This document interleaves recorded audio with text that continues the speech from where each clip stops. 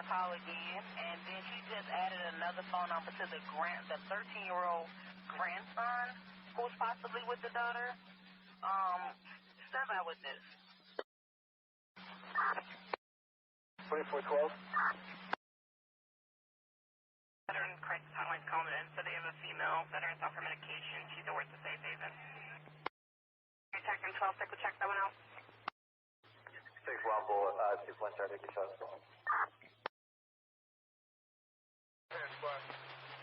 Also still stands for talk. No. Offender in custody.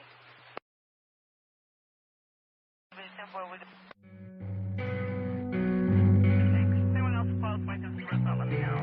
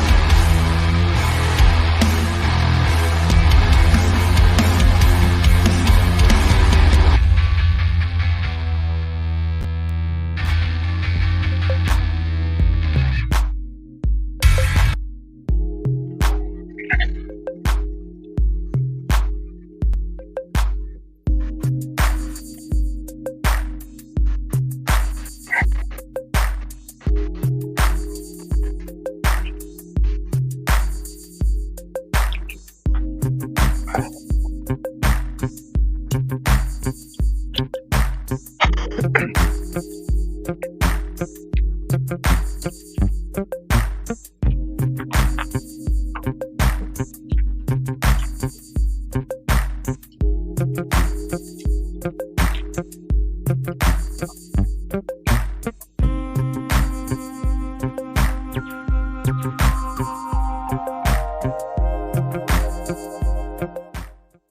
right, there we go. What's up, everybody?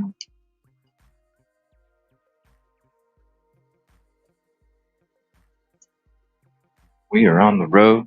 Sorry about pushing it back a few times. Been on the road the same amount of time. Just driving through spotty ass connections. You know how it is. Good evening. We are on our way back to do some more work on Mike Miller case. We'll be going to the protest tomorrow.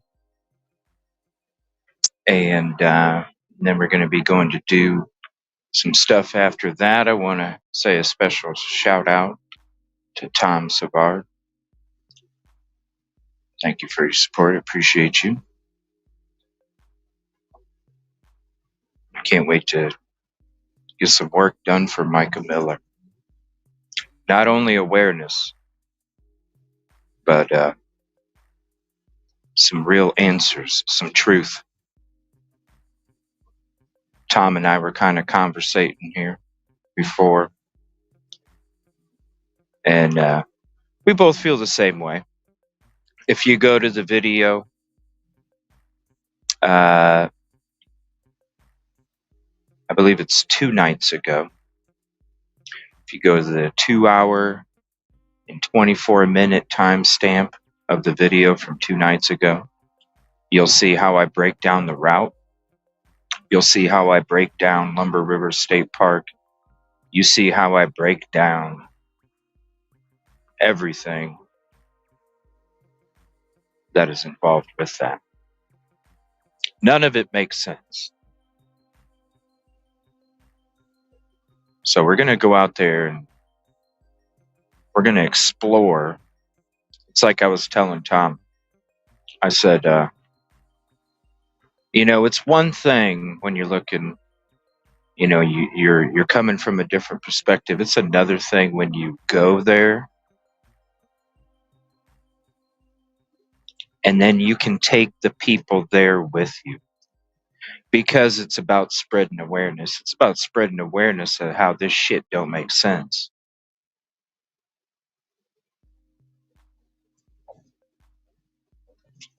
You hear from the sister how there were scratches and bruises. You saw how the dad and the sister described the scratches and the bruises and how they think they would have been placed on Micah's arms. But then you hear from the medical examiner, and the medical examiner says, I didn't see shit. No. I told Tom we will get to the truth. And I know y'all are right behind me. I know y'all feel the same way. And I know with our effort that we give these communities, I know that we will find some real frickin' answers. Thank you, Hide and Seek. I appreciate that. Unfortunately, I've been running into an issue with my GoPro as the summer and the heat get warmer. For some reason, the GoPro likes to overheat after about 20 minutes and then shuts down. So I don't know what's up with that. So I'm going to be trying something different. We do have the Sony 4K. You've seen the Sony 4K as well. I think I might take the Sony 4K. Now, we're going to be going out there as a little mini group. So I think I'm going to hand off the GoPro to one of the protesters that's going to be coming out there with us. And I think I'm going to let her do the GoPro and I'll do the Sony 4K. Show her how to be a streamer, right? Show her how to be a streamer. And I'm going to show her. Now, by the way, I'm heading back to Myrtle. By the way, I did get a TikTok set up today. There's the link if you want to go follow me on TikTok. Now, I've never used TikTok in my life until today, other than watching clips for the show, clips that get sent to me. So just bear with me. I don't know shit about TikTok. I don't know. I don't know how to. I did get it. I did, and I even posted a couple videos. Yes, I got a TikTok. So there's the link for you. It's real easy. Evil CJ. Go over there, hit the follow. Spread the word. What the hell? CJ's got a frickin' TikTok now? He always said he wasn't getting one. Well, the last couple weeks, I was like, man, I'm just going to have to make one. Because that's the thing. Like, a lot of, even Tom. That's how Tom and I were communicating through text. But it's a lot easier with the TikTok stuff. So whatever the family needs or wants, that's what we're going to do. And I was like, screw it. I'll give it a TikTok. What's up, Tinks? I want to say I saw your message, and I want to say what's up, everybody. I saw your message that you're new to the show. I want to say thank you for checking out the show. This is a little different. If you want to see what it's usually like, you can go to an on the location or a show like the last few nights, couple nights actually, in studio. Other than that, we do these shows in between. It's a way for us to not only bring awareness to these different cases, but also be able to hang out together and conversate. And it makes these trips go by quick. And you also you guys get to see well, not tonight because we're driving at night, but usually you'll get to see the scenery. What's up, Yoli? How are you doing? Let me see here. If you'd like to hop up, let me know. Ooh, fireworks. I got a few hours before I get into. I got a couple hours before I get into the mountains, so that's why I had to bump it back. It was just shitty connection. I couldn't even get my GPS to load all the way sometimes. So, but yeah, I didn't want to start a show, and so I do apologize. I usually don't. I try not to bump anything back, but when it comes to a crappy connection, I don't even know if you guys hear me or not. So, but we're just chilling. So, we're gonna talk about different cases. What's up, Busby? How you doing, buddy? I heard a knock on the door. Who could it be? It's Rosie? Hello. There we go. Hey, what's up? Good morning. Hey, how are you? Good morning. Oh, I'm doing all right. I've been driving for, let me see. I don't know, 4 or 5 hours, something like that. Going smooth. Okay. I stopped at the biggest damn gas station in my life. I had never seen that many pumps in my life. It was a Buc-ee's gas station, and I drove in there, and I'm just like, holy shit! There's like a street in between the frickin' gas. There's like 2 rows and there's like a street in between each row. I've never seen it in my life. Never seen that many gas pumps in my life. And my first thought was, how many tanker trucks does it take to fill this place up? And what did you decide? I have no clue. Oh, okay. I don't know.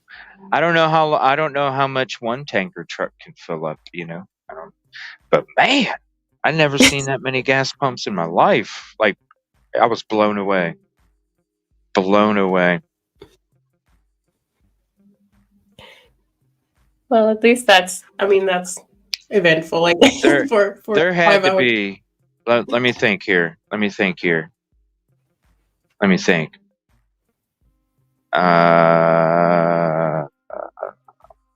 There had to be 120 gas pumps. What? Yeah. Oh, okay. Yeah, it was Okay. huge.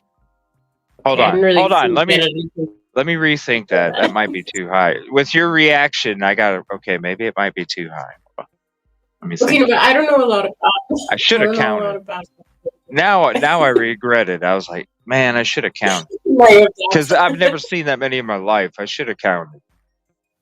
Yeah, that sounds like a gas station town. I mean, there were streets. I had to stop. Yeah, I had 2 stop signs I had to stop at in the fucking gas station pump area. I'm telling you, it was. I've never seen anything like that before. Yeah, so there was because they got 2 gas pumps at each thing that's connected, a little trash can in between. There's 4 gas pumps, and then there's a street, and then there's 4 gas pumps, and then there's 1, 2. Let's see, so 8 times 1, 2, 3, 4, 5, 6, 7, 8, 9, 10, 11, 12, 13, 14, 15, 16. There's more than 20 rows. There had to be 25 to 30 rows at least. So times 10. You know what? It was 200 to 300. Wow. Yeah, I guess I lowballed it. Yeah.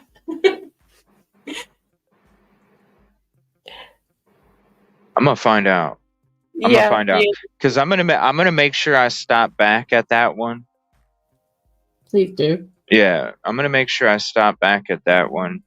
On my way back, I already see landmarks that will pop in my head when I'm on my way back, and I'll be like, "Yep, that's where I need to get off and stop at this gas station." I will get an exact count.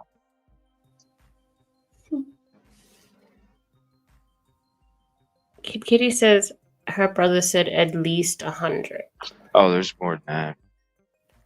Yeah, it's because I took a different route this time. I was thinking that's probably why I had a shittier connection for longer, because I was like, let me take this route. It says it's like a half hour longer, but I'm tired of traffic jams in Nashville.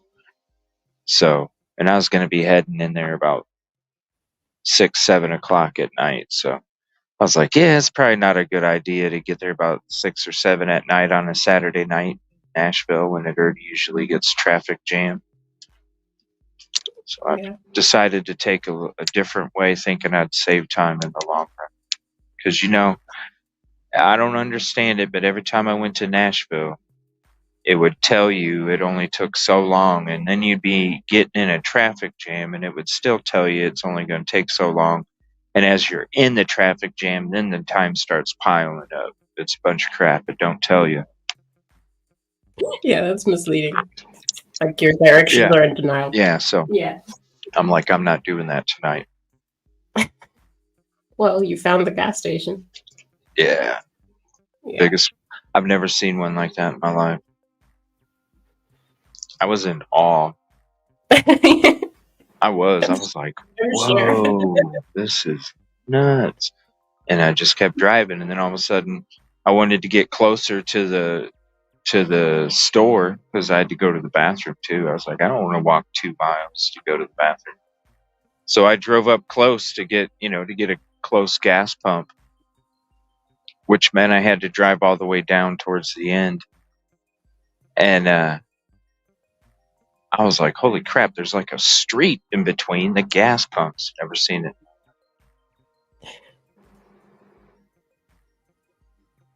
Katrina says that sounds like me at Hobby Lobby. 120 pumps. Is the biggest criminal med is the biggest one in, well, I guess that first, I guess. Is it in I think I'm in Tennessee. Yeah, I'm in Tennessee. Is the biggest one in Tennessee.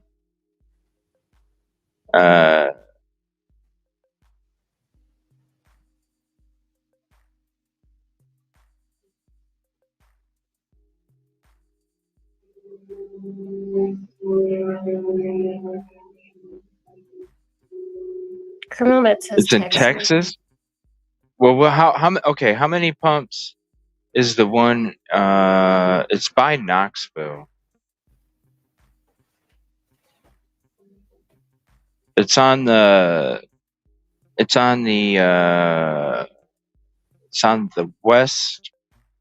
It's on the west side of Knoxville. Yeah, it's not in Knoxville. It's before you get to Knoxville. It's west of Knoxville. Probably, geez, 30, 40 miles, something like that.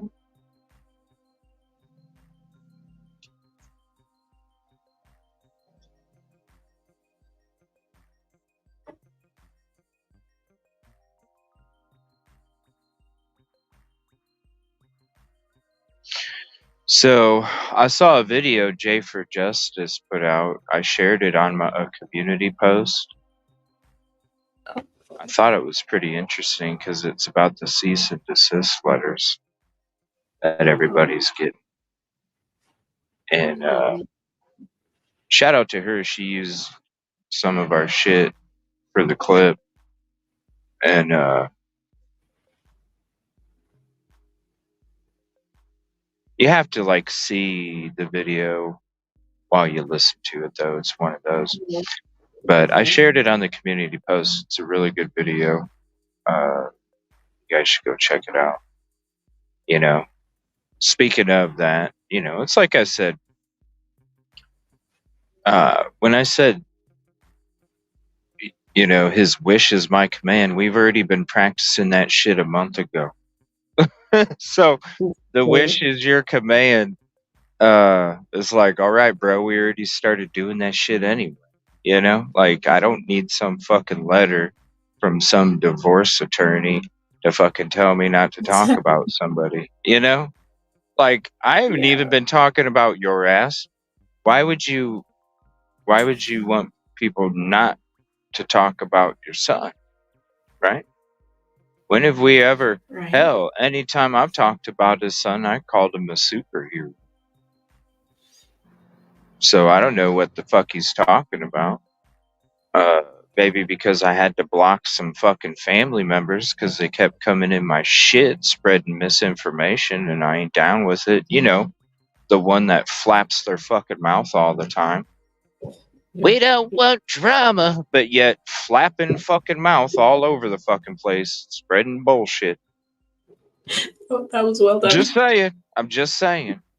I mean, let's be real, because JLR did a great fucking shout out JLR. JLR did a great fucking video on her ass and all the shit that comes out of her fucking mouth. Or I talked about the hot dog steak that you got for a leader of your campaign. Well, the 2 hot dog steaks now, because it's the bullshit torch that the hot dog steak is holding. Other than that, like, what? That's what surprised me about the bunk ass letter was it included Sebastian's name. Like, that's fine. I don't even talk about your ass. You know what I'm saying? I don't talk about your ass. So what the fuck?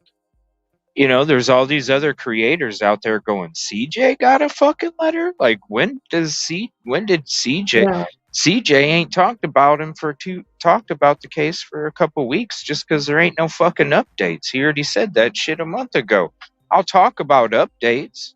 I'll talk about something, but I'm not going to sit there and either listen to the fucking mud between creators or listen to the fucking mud between the team members. I'm not doing it. What's the fucking point? And you already said that. Yeah, a month ago. It's like, Yeah. I made my statements. I said, look, this is the reality of the searches. Instead of going fucking circles, they could have got a month's worth of, and I'm saying the locals, they could have got a month's worth of fucking searches done out of the fucking, like, what, instead of running in fucking circles, you got other people making videos proving that they're walking in circles because you see that same fucking leaf. Oh my gosh. You know what I mean? It's like, dude. Or you got people sitting on their fucking porch. Yeah, I know. Like, come on. I said this. You can go look at the videos. The I-40. People want to get mad. Oh my God. CJ's saying that the search is canceled. The search is not canceled. I'm stopping misinformation. Who in the fuck said that, lady? They make Q-tips for a reason. It cleans that shit between your fucking earlobe. Like, hello. It does help with hearing. It does. It really does. I love Q-tips. The nice and soft ones. It feels good when you get out of the shower. Really, you feel like you can breathe because your ears are cleared out. You breathe better. Yeah. But it's like, ain't nobody said shit was canceled. It's like, where in the fuck, and then there's people talking about I've done expressed the whole grandma shit and done proved, even in short videos, amongst other live videos, even done proved that the grandma was saying some fucking bullshits because she said some shit that she didn't have to back up because she wanted a certain family to look bad, and then got caught, and they wanted to spin it around like it's my fault. And then there's still people talking about it last night that don't even know the fucking reality of it. It's like, what the fuck, man? We've already talked about it 4 fucking times, made videos about it to show people that it's a bunch of shit. And then you still have people thinking that I was secretly recording. Or that the grandma didn't fucking know that I was doing a live stream. What the fuck? When you find me from a live stream, and when you're telling me areas that you are interested in, and I'm showing the fucking audience, turning my hand, that grandma can look at the fucking screen of StreamYard on my damn phone and see that I'm fucking live. See the microphone and the earphone sticking out of the damn ear that's right in front of her face. And people still think, well, the grandma, I don't think she knew that CJ was Bullshit. What do you think she's done to these other fucking creators? Gets comfortable with them, says some shit out of her fucking mouth like she does on Facebook, then blames it on the fucking creator. And then says, I don't want drama.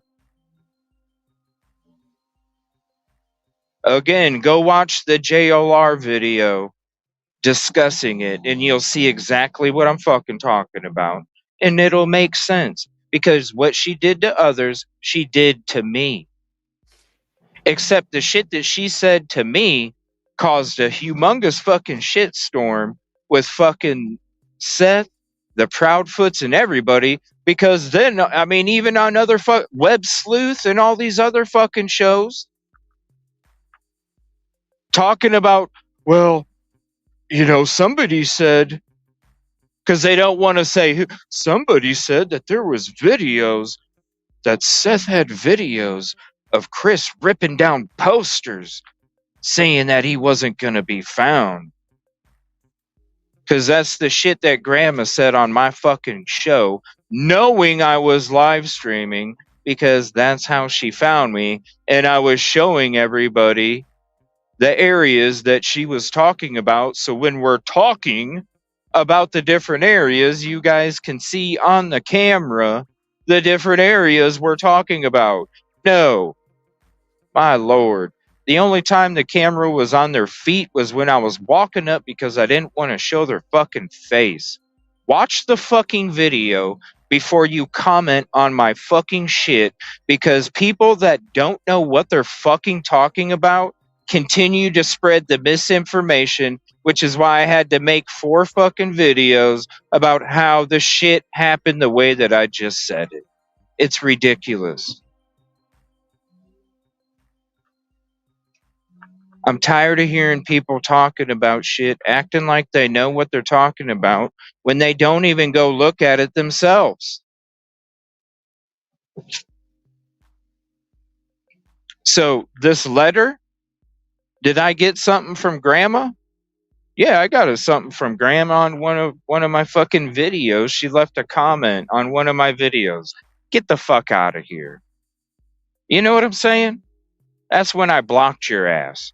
Because you're going to sit there and leave a comment like that on my video. Why don't you do it the way that you should do it if you're going to say some shit like that, right? Do it legally. So I block your ass. Sorry you got mad. Because you want to come in and say, CJ secretly the fuck I did, woman. The fuck I did. It's nothing but a shit show. It's been nothing but a shit show on both sides. It's been obvious. That's why I talked to the Angels over a month ago and said, look, guys, I had the talk with them before I had the talk with you. I said, look, when's there been an update? After the dog hit was found not to be connected, we don't even know the damn direction that he left the house. I'm tired of talking about it because all this case is creators slinging mud and team members slinging mud. And there's no reason for us to swim around in mucky fucking water. We don't need that. We don't deserve it. There's so many other souls out there that deserve the efforts that are appreciated from what we can do. And you see it right now with Micah Miller already. Fuck, I'm driving 30 fucking hours in 3 days just to go back out there to help bring more awareness to Micah and to try and find some more answers. I'm doing 30 hours in 3 days of driving. And it's appreciated. I give 150. Yeah, we know. So it's like that's why I'm like, you know what? Now you see other people kind of coming around. No, that we're not talking. It's not that we're not talking about it. It's not that we said. I mean, come on. We knew she was a divorce lawyer as soon as I opened up the fucking letter and I typed who it was in my fucking Angels chat, and within minutes we already knew she was a divorce attorney. All this other shit. We already figured it out. Already knew it was bullshit. Mm-hmm. We're not doing anything different. We're still not going to discuss the slinging between creators and the slinging between the team members. We're not doing it.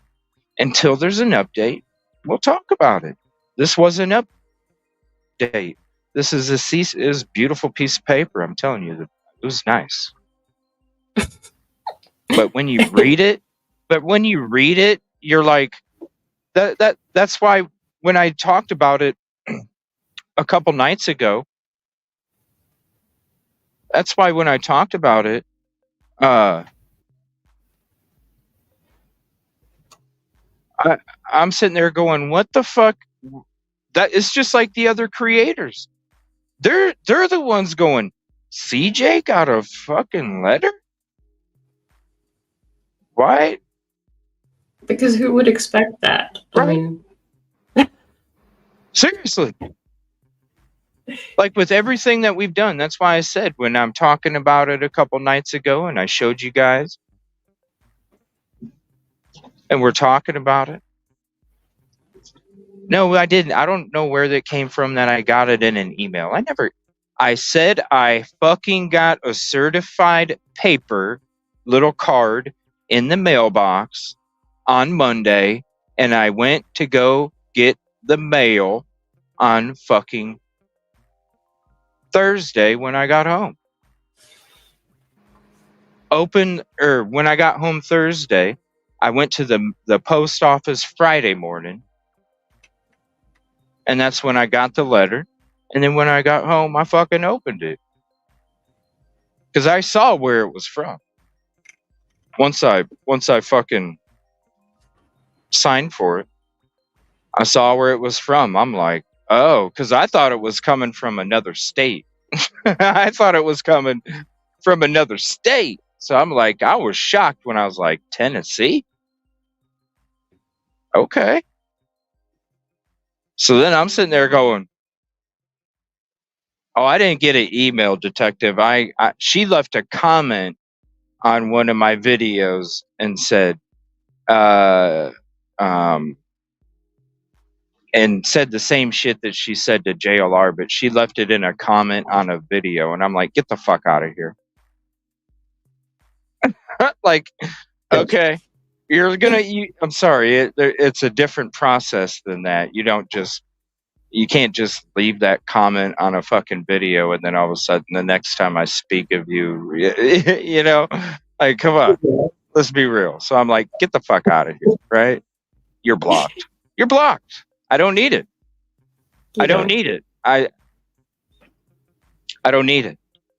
Sebastian doesn't either. That's the fucking problem. All of that shit has taken the focus off of Sebastian. It's all been on fucking mudslinging. What? Your wish is my command. I'm not going to talk about the fucking mudslinging. We already quit talking about it a month ago. It's ridiculous. It's a divorce attorney, man. Come on, guys.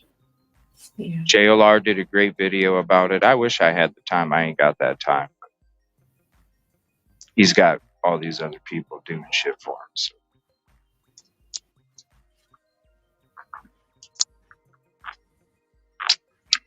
I just, who would have thought with everything that we did? Yeah, nobody would have thought. Who else? You got fucking locals out there puffing and puffing, but who else fucking did what we did together? Who else? With your guys' energy that you guys fueled through my soul, and I was able to take that energy you guys gave me because you guys were my strength. The nights in a row that I was literally a week and a half straight, I didn't wake up from my 7 fucking alarms and phone calls because I was literally like just exhausted to the point where, just only sleeping 2 hours a night, driving 6-7 hours a freaking day, and then out there searching the whole time for days in a row, weeks in a row. Who the hell? And I get a fucking letter. Yeah. That's when like, who wants this boy found, really? If you're gonna send, like, it's one thing. It's one thing if it's your name. That's fine. We never talk shit about your ass anyway. But to include a missing child, that's when you have, when I talk about, I do things a certain way because I don't want to be on my deathbed and have any regrets in my life whatsoever. And that's one thing where Man, when you tell people not to bring awareness to your missing child's case, that right there, you're going to be on your damn deathbed and you're going to be like, man, I wish I. Because, dude, you just pushed away so many fucking people and so much effort that could have went in that direction of trying to find your son, and you just fucking stomped on it with a boot. That's going to be one of those things where you're on your damn deathbed and you go, man, I wish I wasn't so caught up in my fucking emotions and the bullshit that I'm hearing from the people in my fucking ear.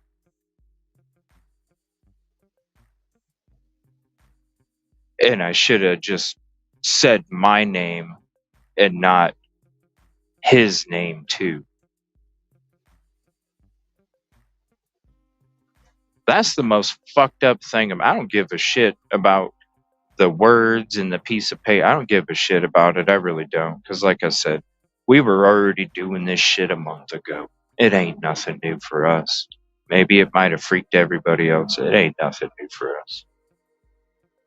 We smell the shit before it. You know, that's why we just don't even go around anymore. But to sit there and have the words say, who gives a fuck if it's from a divorce attorney and it's a bunch of bullshit? The fact that somebody is writing those words to you, telling you not to talk about their missing child,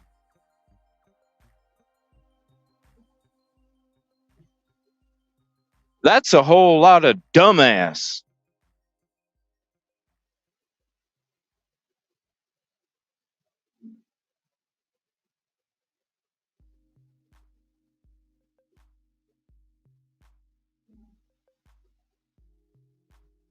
I couldn't, and I've said this before, I couldn't sit there and tell my worst enemy, don't search for my child. I couldn't do it. I would put aside whatever the fuck I have to say, you know what, whatever it is, we can deal with it later. If you really are here to help, hey, let's get along. You know what I mean? Like, what the fuck?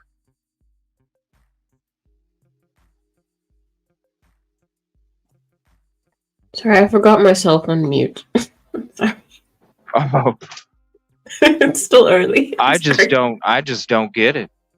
And this is before any of this shit happened. This is when I'm out there in the first couple days searching for Sebastian, check the tape. And I said, I don't give a fuck if my worst, I would put aside whatever the fuck it was and say, you know what, let's get if you're going to help me, if you're my worst enemy and you're here to help search for my child, I don't give a fuck what happened before. Thank you for showing up. Yeah. Let's get along. And you know what? Who knows what the fuck might have taken place for you being my worst enemy? But the fact that you're my worst enemy and you came to help me, fuck whatever made you my worst enemy. Because of the fact that you could put that shit aside and come help my ass, shit, forget what happened before. Slate clean. Yeah, it shows the point has just been missed completely. Crazy. Yeah. That's a deathbed moment where you go, I shouldn't have been so caught up in my own asshole. Yeah. That's why when I got it, I just, we've already been attacked from both sides. We've been attacked from one side when we were just driving by on another leg of our searches, starting back at square one, talking about who we need permission from, and the next thing you know, there's a false narrative put out there because the stepdad wants to put out a fucking paragraph about how we're going to trespass, and we're doing this and that, and it's like, what the fuck? And then you got other content creators not checking the facts and then fucking going into, well, I'm not showing it. Well, it doesn't matter. I'm the only fucking one searching, and they're gonna know who they're fucking talking about. Hello. So then I have to fucking go do all this other damage control or shit that didn't even need to happen because one side of the family wanted to fucking have diarrhea dialogue, and then the other one wanted to have diarrhea dialogue when she got busted for telling me some shit she never should have told me. So I've been like not even caring about the bullshit from either side for a long fucking time, because to me it's like, damn, I got true colors showed to my ass in the beginning. That's why I said I didn't care if you like this side or that side. I don't give a fuck. Because maybe not to you, but to me, that's the only fucking time. Before that case, I've been nothing but appreciated like crazy. The stuff I'm working now, I'm appreciated even more than I was appreciated before. And this one right here, when you got two sides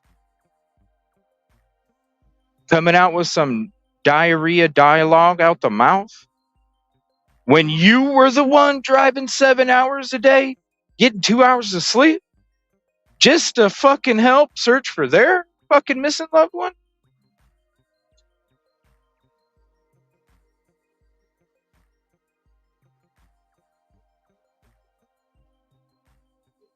That's why I said know your worth. Because right there, if that was a girlfriend, that would be a girlfriend that would sit there and ask you to go get something at the store. You get exactly what you get, what she asked for. You bring it back.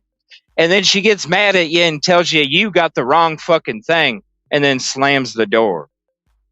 Who wants to fucking be with a woman like that? Fuck that shit. There's another woman down the street that's going, oh my gosh, you're the best thing in the world.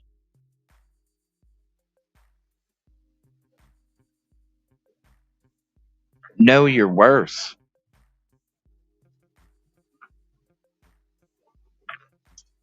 Why do you think I'm driving 30 hours in 3 days' time to go do some more work halfway across the fucking country again?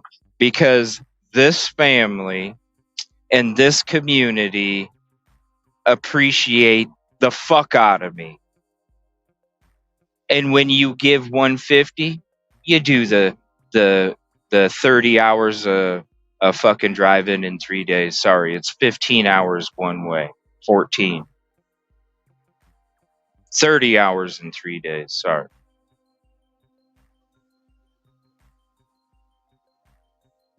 Who's doing that, right? And to me, I don't give a shit, because to me, it ain't about me. It's about them. So who gives a fuck if I'm driving 30 hours in 3 days? As long as I can do it and I'm healthy and I'm safe, I'm going to fucking do it. Because it's not about me. It's about them. Appreciate it, teams.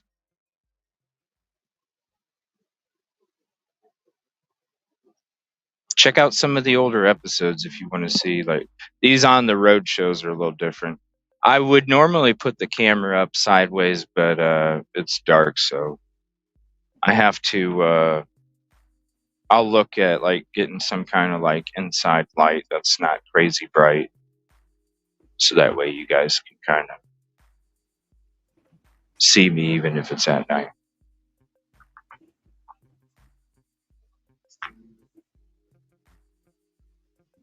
Oh yeah, yeah. If you got go to the show 2 nights ago, when I talked about Micah, and then I was addressing the cease and desist. It's 2 nights ago.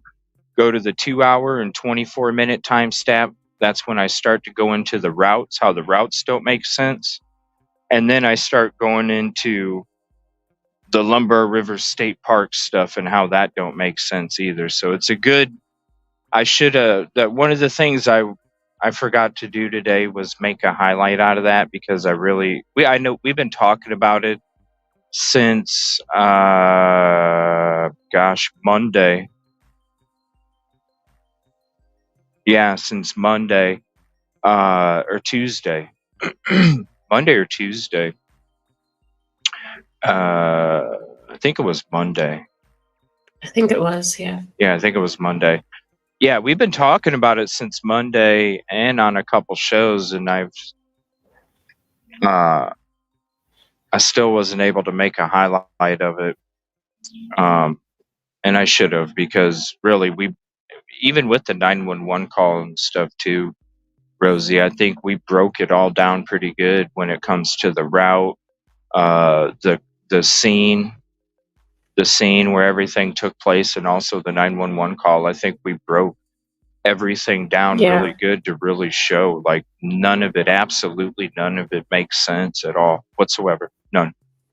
Yeah, it was really good to have that all together. It was a really, really good show, that one. Yeah. Yeah. And we could talk about whatever case you guys want to talk about. It's true crime conversations on the road. It's all the different hashtags of all the different cases we talk about. But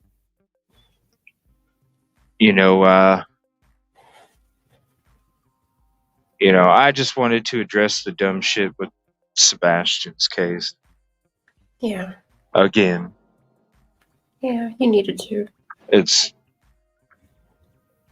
just getting old. Yeah, it has been. Oops. I'm sorry, CJ. It's really not fair on you. It is. I feel bad because this is the one thing that I've noticed when, because like it's been real. I'm going to be honest. It's been real eye-opening the last couple months when it comes to there's honestly, you guys, I mean, there used to be a whole bunch of content creators I would trust. And honestly, you guys, it's like down to a couple because they're and these are some of these ones are some that I've been promoting ever since I started doing my show a year and a half ago. Wow, almost 2 years ago. Wow, that's crazy. Is it? No, it's a year and a half. Yeah, it's only a year and a half. That there's not a lot of fact checking that's going on. And the reason I say it's been real eye-opening is because we've been getting a lot of attention. We've been getting a lot of attention for a while. And with that attention comes bullshit and misinformation and people spreading rumors and people making up shit and continuing to make shit up. And you know what I mean? Just mucking the water up. And the thing that's been real eye-opening is because I've been a part of it from other directions. I've seen those creators that I've always trusted with their journalism and their reporting, and how I seen how they didn't fact check the shit that was being made up about us and myself. And that's what was really eye-opening to me, because I was like, holy shit, for a year and a half, I've been sitting here going, damn, listening to this person going, okay, because I trust that everybody does the shit like I do. I just think that everybody does it how I do, right? I mean, I would think so, because I'm just a little guy. These people are fucking huge.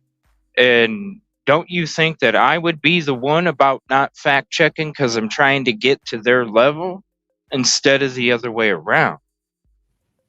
That's how I would look at it. So then when I'm sitting there and I'm seeing these people run, and I'm talking people with a bunch of numbers too sit there and run with these narratives because it's the hot topic. And I'm just like, dang, are people really, is it really like JLR? Shout out to him, man. I know some people don't like him, but that dude, when you listen to something JLR saying, you know you can trust it.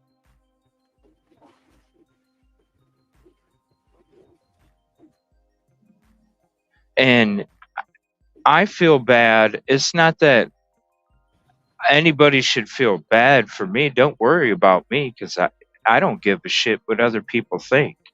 What they eat don't make me shit. But what I do care about is those fucking people out there that see this spray paint. Excuse me. They see this spray paint that somebody came up and spray painted on our front door. Right? Somebody came by and vandalized our front door. And I care about the people that see the vandalism on the front door because to me, times people just judge a book by its cover, right? And the last thing that I want anybody to think is when they open that door that it's some kind of graffiti party when it's not.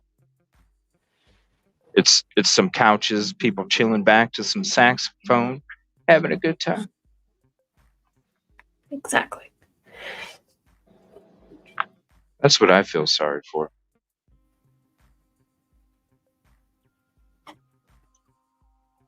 Yeah, and it kind of makes you wonder how those other creators did get to those kinds of numbers. Was it through that not It fact has check to be. and just running with whatever? It has to be. That's really sad. It has to be. And a lot of these people, and this is another thing that I've noticed, is that a lot of these people, they just get shit sent to them. Yeah. And they just go with whatever got sent to them because it's a hot topic. Because you can tell when you're sitting there really watching these talk shows or whatever you want to call them, and they're talking about this stuff, and they don't even know the shit that they're talking about. And it's like, wait a minute. How do you not know the shit that you're talking about? You're talking about true. it.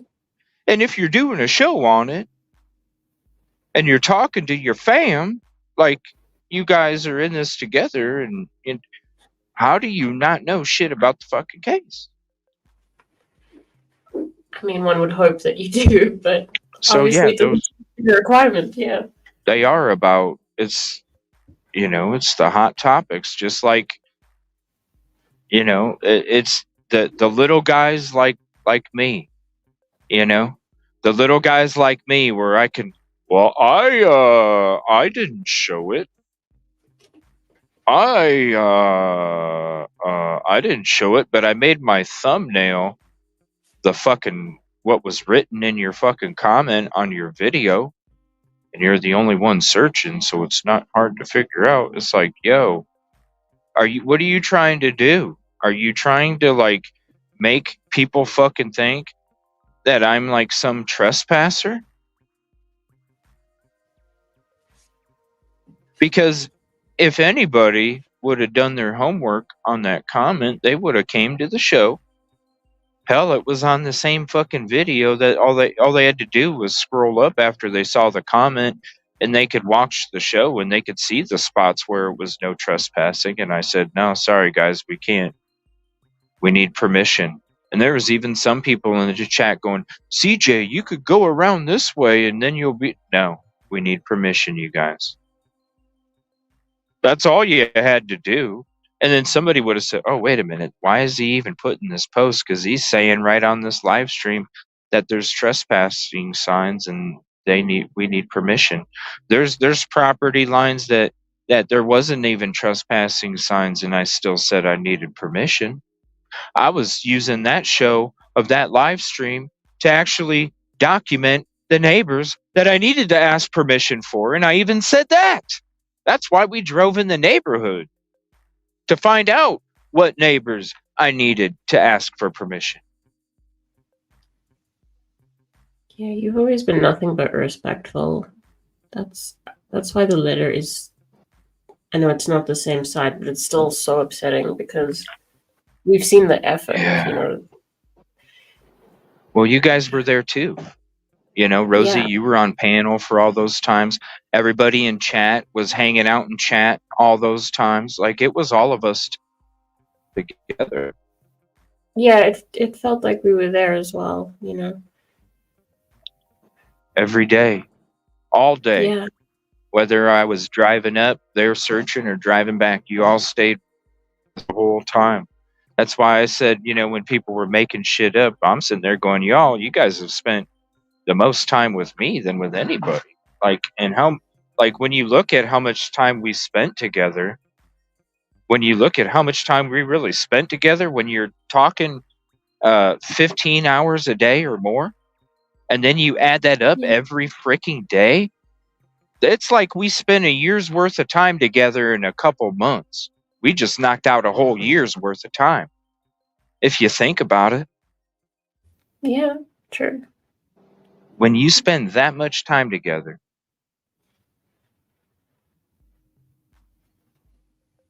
and you tally them hours up compared to other times you're spending in other communities, yeah, we knocked a year's worth of time out in 2 months. So it was like, if you guys already know who we are, what we're about, what I'm about, you guys already know. This dumb shit out there. Yeah. Yeah, it's clear to see. And let me drop this again. I got a TikTok today, so if you're on TikTok, go follow me.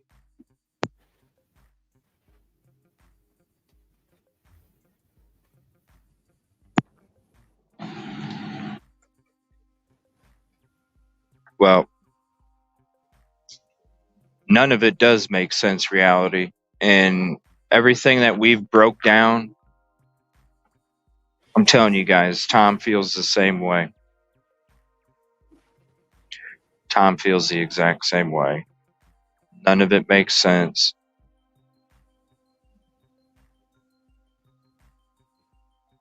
Nina. Yeah. I just I did. I haven't even checked my notifications. That shit's been going off like crazy. Already? Yeah. Wow. Yeah, that shit's going off like crazy.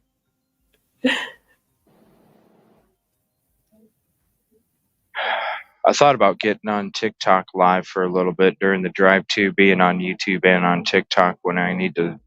I figure when I gotta stop at the gas station or something next, I can. I figured I might set up a TikTok live.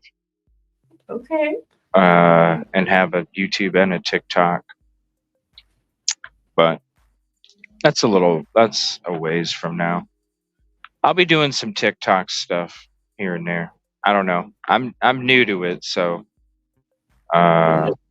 You'll get the hang of it soon. I don't even know how to go live on the shit yet. So You'll learn. I'm gonna, because I'm gonna start Yeah. using it. I'm gonna start using TikTok too, because a lot of these cases, like with the Micah case, a lot of them are on TikTok. So Yeah, I've also been it's like, hey doing man, that. if It's you want to difficult. give 150, you got to get a TikTok, bro. I'm like, all right.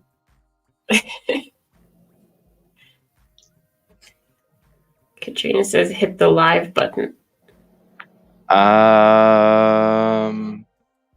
Yeah, but it came up with something weird.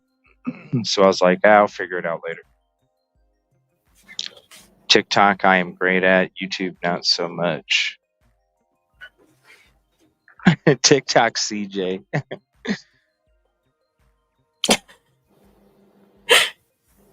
Oh dear, you have a nickname already.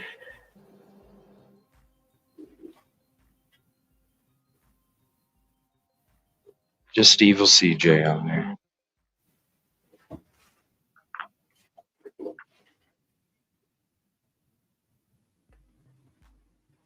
Yeah, I had heard something like that about his phone too. There's something else that was going on. There's another case in Myrtle Beach.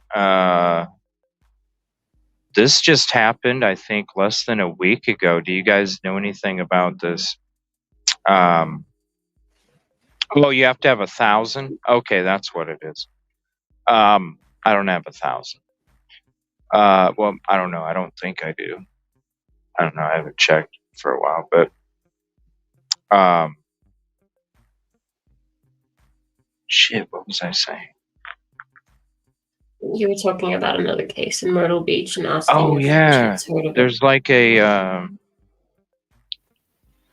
I think he's like a real shady real estate dude, and he came up to quote purchase some deal or something and ended up missing, and they found his phone outside of a laundromat. Oh, I'll take a look. Yeah. Does anybody know the name of that? What's up, Katrina? Sorry, I missed something.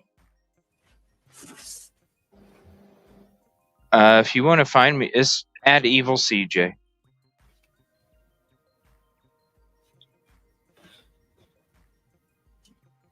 But I wanted to try and do a live while I'm out there. Just go live for a little bit, walk it around or something, just hanging out. Short for Everywhereville, Busby. So instead of saying Everywhereville CJ, that's like really long. It's just evil. And since we talk about evil shit, but it's not spelled like evil is, it's just a word play. It's a whole bunch of word plays in one.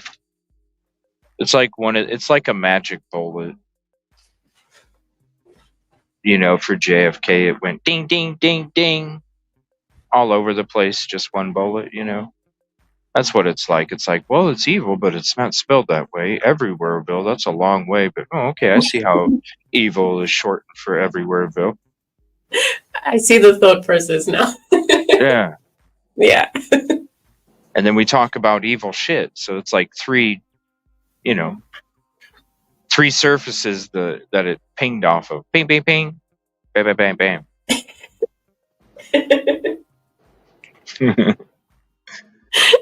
Just get it all done. I'm sneaky like that. Like even my thumbnails and shit. I don't do it so much anymore because I'm usually just trying to throw something together real quick. But before, when I would take like, I don't know, half hour, an hour to make one, and I'd make sure there's a little Easter egg in each one, see if anybody would notice it or not. I wouldn't even say it. I wouldn't even say it or mention anything. I'd just wait to see if somebody would send me a message and say, "Oh, I see what you did there." Yeah, you got it. Did they? Oh, sometimes, yeah. Yeah. They're like, "Oh my gosh, that's crazy how you placed it like that." It's like, yeah, like it makes you feel good because it's like, yeah, I left little things out there, and it's like, ooh, somebody picked it up. All right. Yeah, it It's shows like you that it's like a present that you didn't expect. Did I get a 5-hour energy? I have some if I need them, but I didn't even get coffee either. I've already drank my one huge cup of coffee for the trip, so I can't have more. Otherwise, I'll be stopped like 10 more times. What time is it for you? It is 11:15 Eastern. Okay. See how I rounded up? I told you guys that the other night. It could be 11:43, and I'll say it's 11:45. It's really 11:14. I do that But it was too. close. It was close.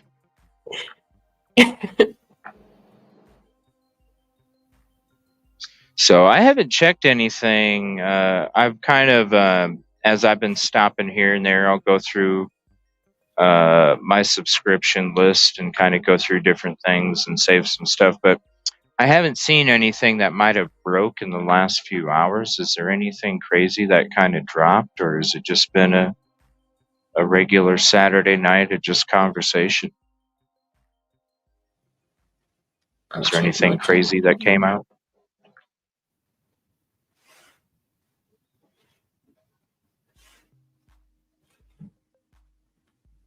It looks pretty quiet, but I'll let you know in a moment. Yeah, let us know in chat too if you guys have noticed anything crazy coming out the last few hours.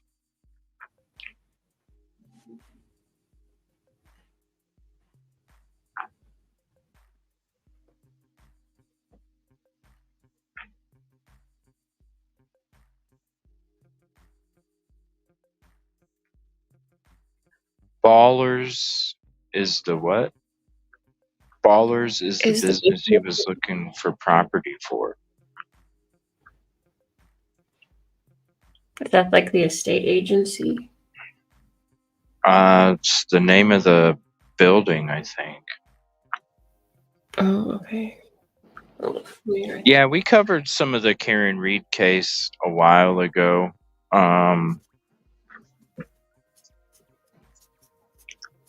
It's I mean, it's like both sides, you know.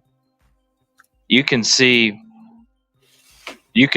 how like there's an argument for both sides. I always wanted to cover trials, but the thing is we travel so much that it'd be kind of hard to do that. I'm just gonna star the name of the guy. Okay. And then Nate I'll go and star. Lawhorn. I'll star that Ballo's comment as well.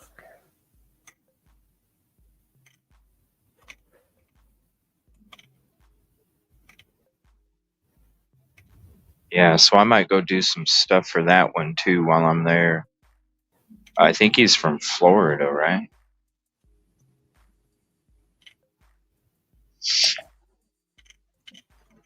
Oh. And then Katrina said she'll also look into it. All right. Thank you. Has just become ridiculous. Alan Jackson, who is criminal. I was like a country singer. What?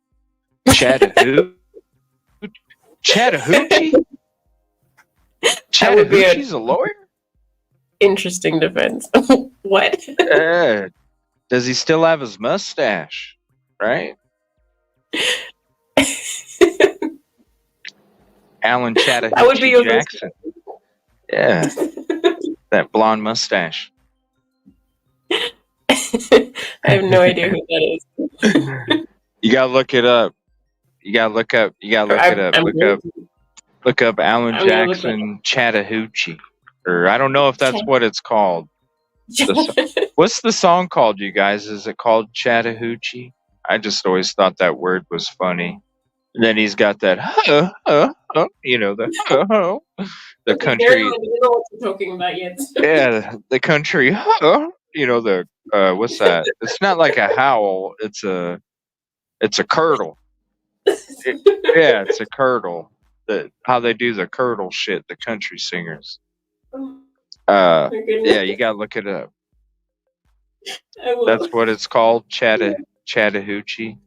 So it's called Chattahoochee. Yeah, you gotta look up Alan Jackson Chattahoochee. And then you gotta look at his mustache, Rosie. That's why I was asking if he still has the mustache. Okay, I have homework.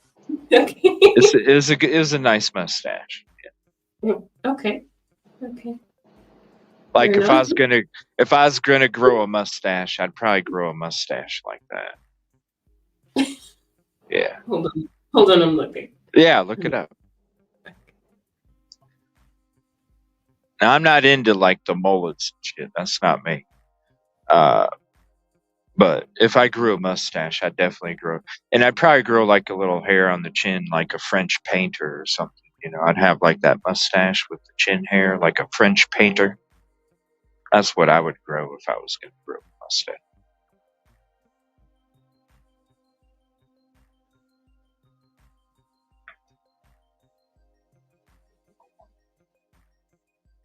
Why is he in a life jacket in all his pictures? A life jacket? Yeah. Oh no, I don't know.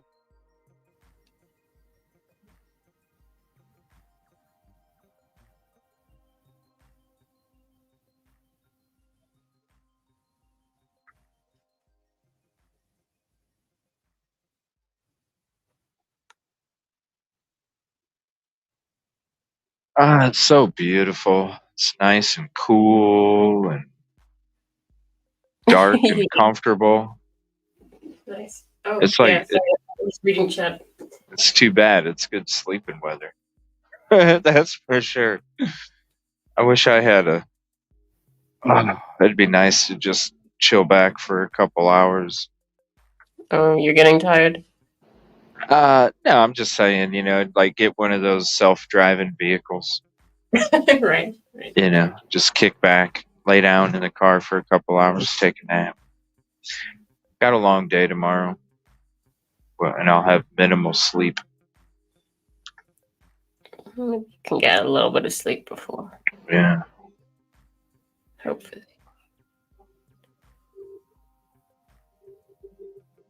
Skiing on the lake in his blue life jacket. Oh, is Yes. that the video? When I looked up Oh, okay. I was so confused. I was like, wait. Yeah. You spoke about a mustache, but I did not hear anything about this life Well, jacket. back in the day when Back to the Future came out, there were a lot of people wearing like poofy, sleeveless jackets, and they looked like life jackets. So I didn't know if maybe that it was No. it was a style thing or something, because No, he is it's old not. as yeah, he is old as shit. So I thought maybe it might have been one of those style things, No. Oh, no.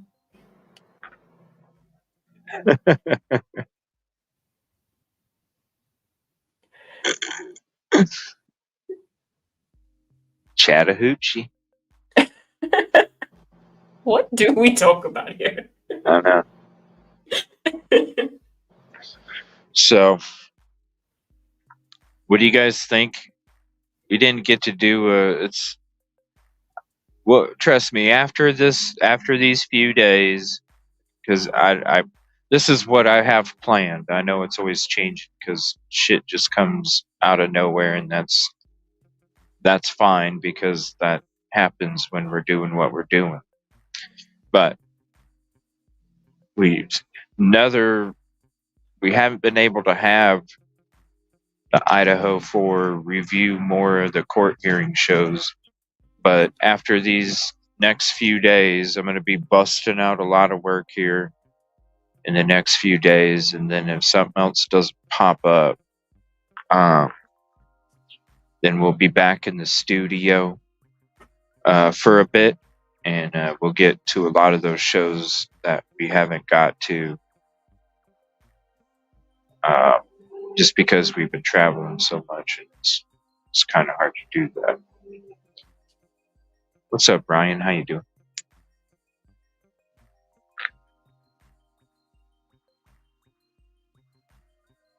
Yeah, Yoli says, look, sorry, that was too many Y's at once. Yoli said, yeah, you need to, hear the hearings in order, starting with Maori and on. Yeah. Yep. I think it would be good, to like go through it again. Yeah, have an 8-hour show.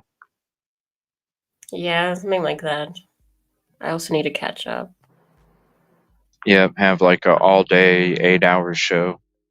Just do them all. I would like to have you and Andrew. We'd have to figure out a good day.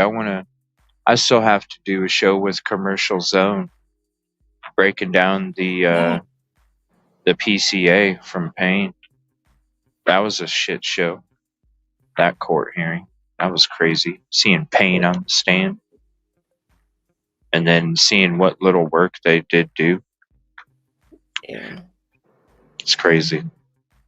You guys think it's gonna?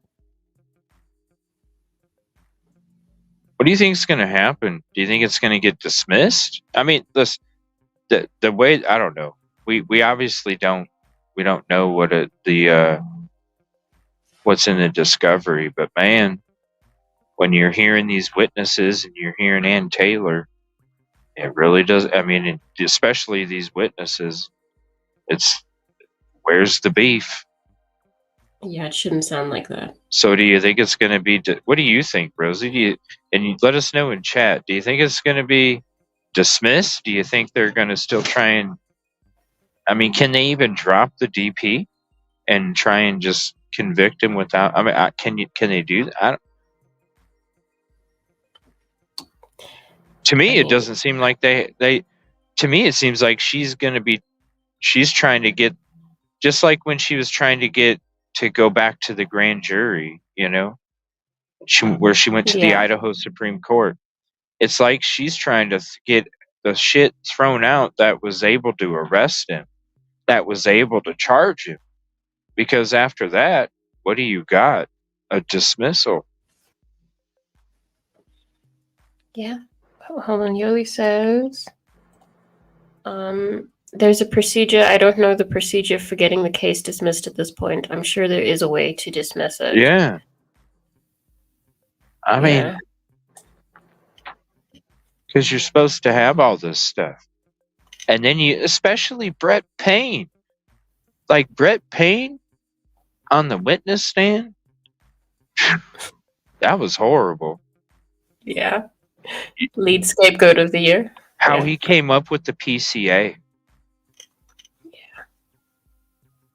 How he came up with it.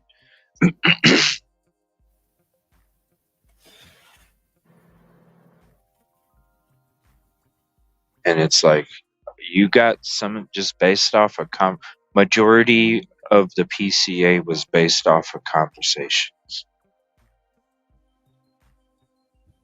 That's why we've been questioning ever since the beginning when Payne said that he had to review a body cam of Nunez to notice that there was a dog at the property because he didn't know there was a dog there. And well, why would you have to review somebody's body cam, Brett Payne? Why couldn't you talk to the officer, Brett Payne? Why couldn't you talk to the officer and then the officer show you the body cam in the events that were going on when the officer was walking through that caught the puppy, Brett Payne? Oh, you just reviewed a body camera of another officer because you didn't have the fucking time to sit down and talk to him because you were being rushed to throw something together. Yeah. Ever since then, relying on conversations, just like the statement, clad in black, frozen shock phase. You think do you really think Dylan told Brett Payne that, yes, I had an episode of frozen shock phase, Brett Payne? Imagine. Yeah. And Yeli says probably tomorrow a show will drop with me and Andrew, and it goes over the part of the PCA that's misleading. You have to really read it carefully. Yeah. I cannot wait to see that. And it's all over the place. It's all over the place. You guys should check out Commercial Zone on Twitter. Mm-hmm. Dude, she started breaking that thing down. It had to have been almost a year. I remember. Yeah, she broke that thing down line by line. Yeah. I just haven't been able to have a show where we can talk for 3 hours because it's literally going to take 3 hours. Probably more. Yeah. With the work that she's done.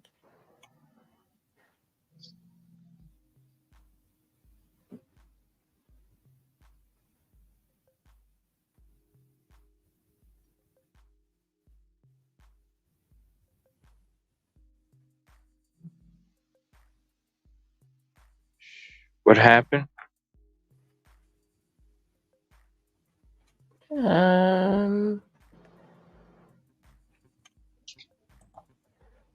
Mother and 3-year-old son randomly harmed by a woman outside the grocery store in Cleveland.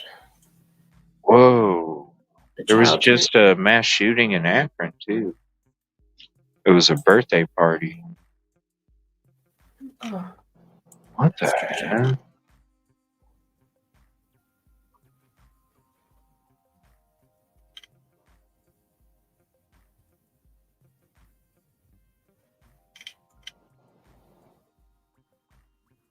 Oh, and today is Kaylee J Day. Katrina says.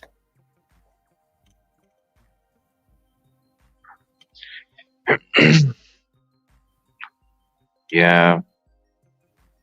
It's sad. And then you see the post after the court hearing from one of the family members, you know. Mm-hmm.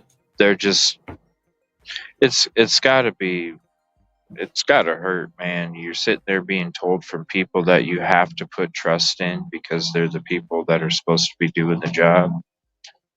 And you're putting all these trust in their words that what they're saying is real and true. And then as time goes on, you're starting to see it's just a bunch of words that don't have actions behind them. When you've already put all of your investment into them being able to find the truth and telling you that they have the truth. Yeah, because you're supposed to be able to feel safe with them. Right. I mean, that's meant to be normal. You shouldn't have to be wondering if you can trust them. Yeah. And they're just worried about the PR.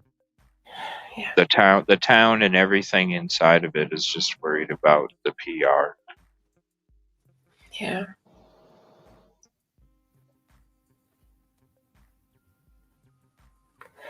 I'll be right back in a few minutes. Sorry. Okay.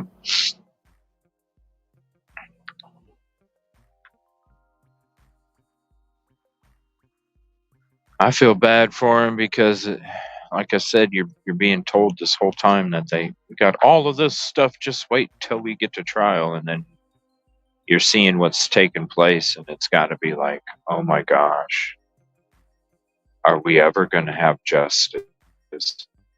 They told us we had so much, and now we don't even know if there is anything.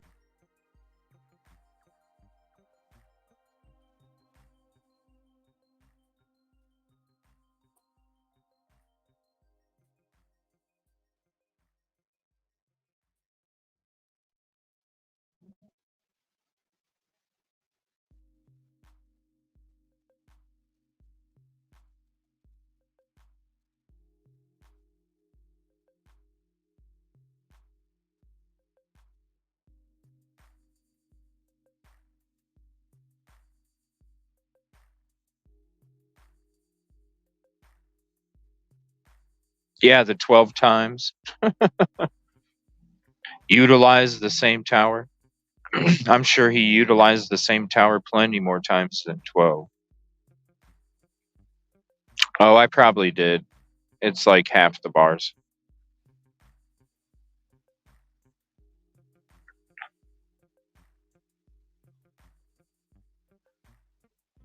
I was going to see if Rosie wanted to play one of these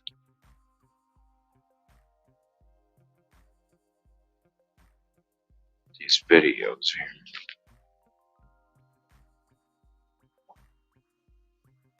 Oh, I got a tunnel coming.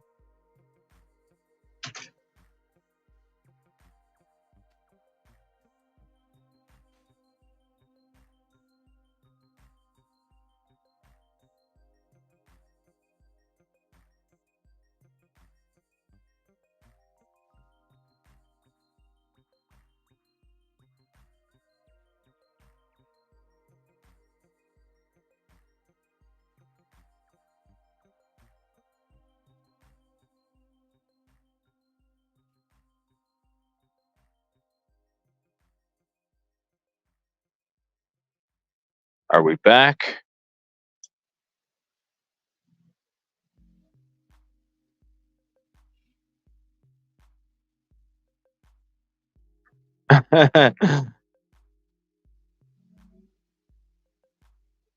Are we back? Yeah, we're back.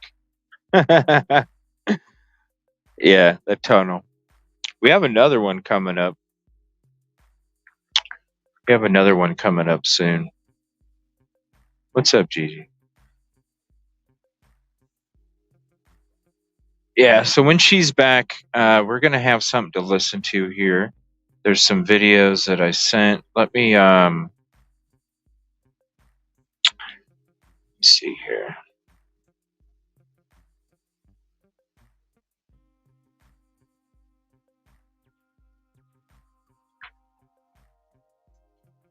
Let's see.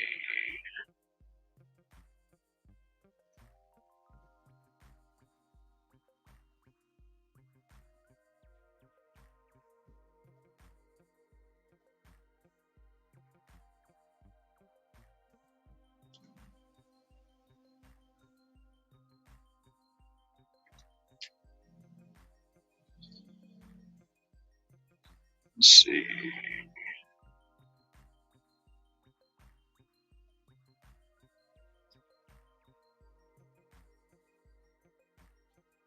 Yeah, we're just going through some mountains here.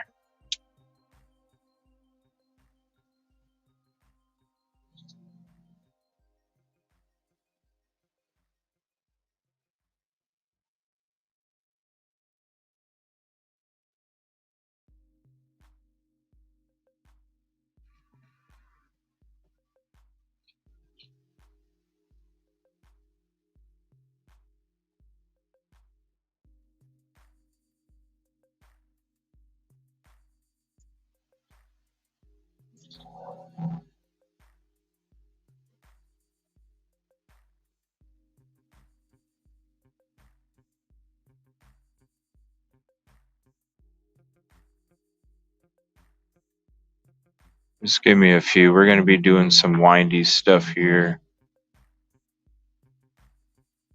For a minute. Can't see your chat.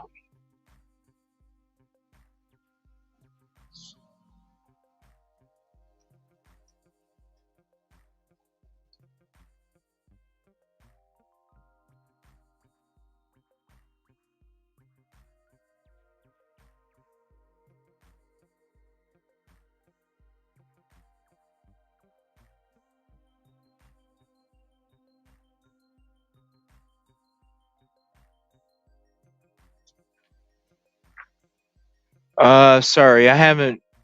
Sorry, Katrina, I couldn't see what was being typed there. We got another tunnel coming. No, I wasn't able to see any typing or anything. Got another tunnel coming.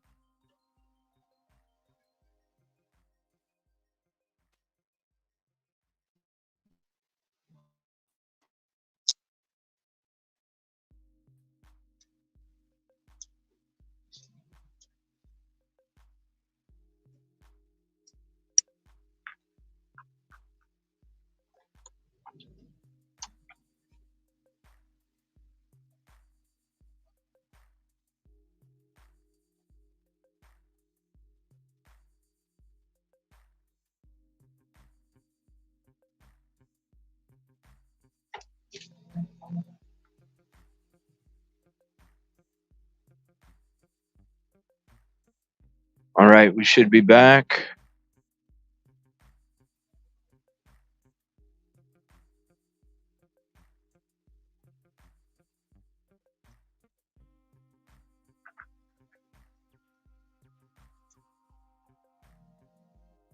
We got to these mountains a lot quicker than I thought.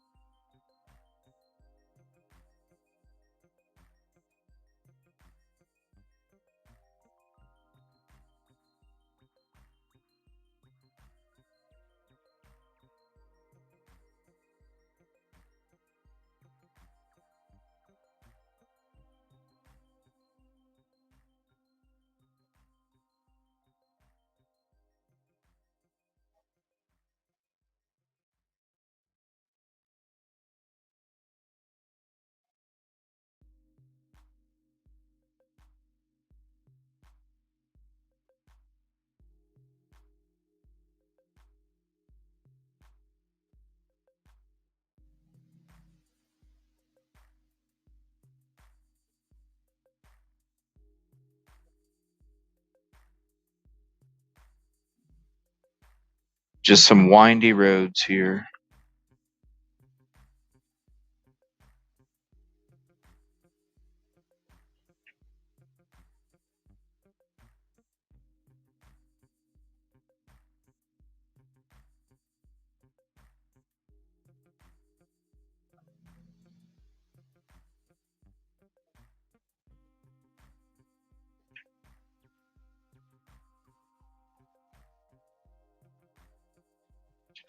Ooh, I know what I'm going to do. I'm going to pass this vehicle. I'm going to stay close on this left lane and use my damn brights so I can actually see.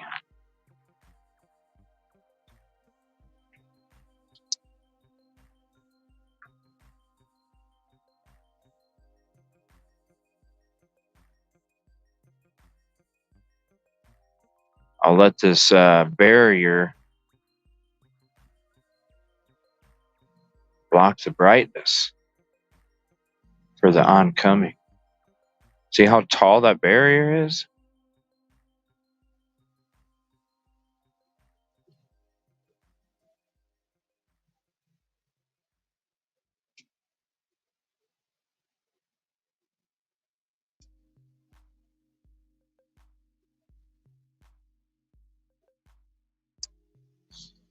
Oh.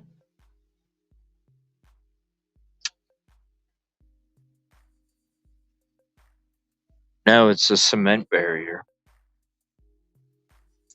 On the left. It's a cement barrier. Sorry, these are windy, so I can't even. I have my chat next to my speedometer, but Sorry, I'm back. it's not like I can read words. I can just glance at the speed, but I can't look more. I can't look 2 seconds. You know that hands-free driving. Hands-free, not driving, but streaming. Yes. Hands-free. Yeah. Drive streaming. Yeah, there's a reason why that one YouTuber hit somebody, because they had the phone in their damn hand. We are hands-free.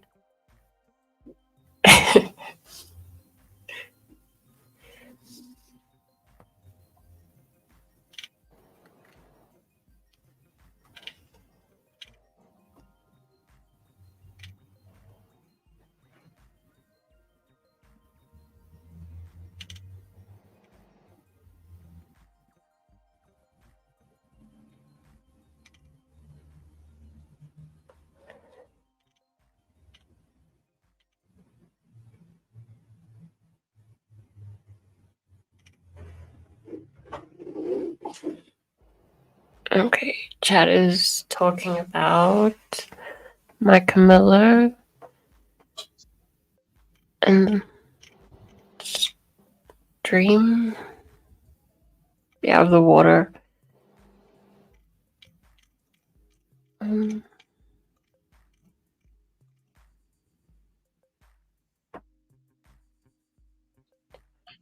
Yeah, sorry. It's just this part where there's a lot of winding back and forth because you're going through mountains up and down.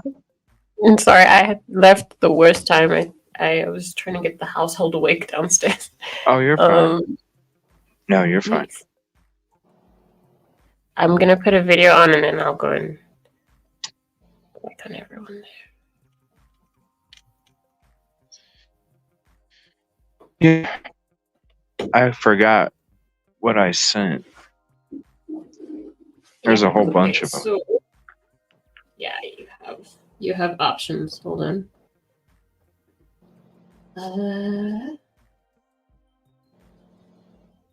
There's Mike Camilla's sister speaks out after JP speaks out, which I think is probably an interesting one. Oh. Yep. I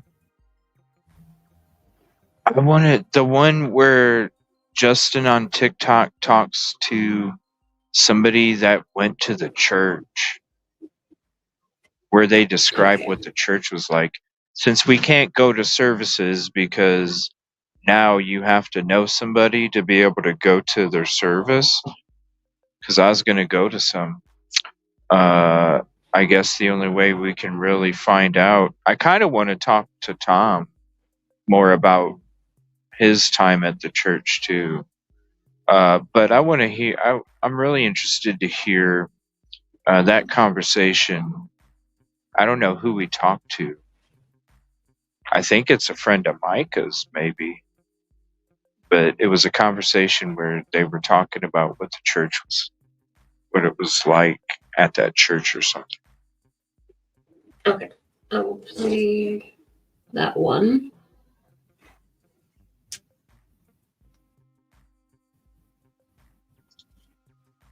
Let me just adjust the microphone and everything. Just give me a moment, sorry. Thank you. No problem. Thank you for doing it.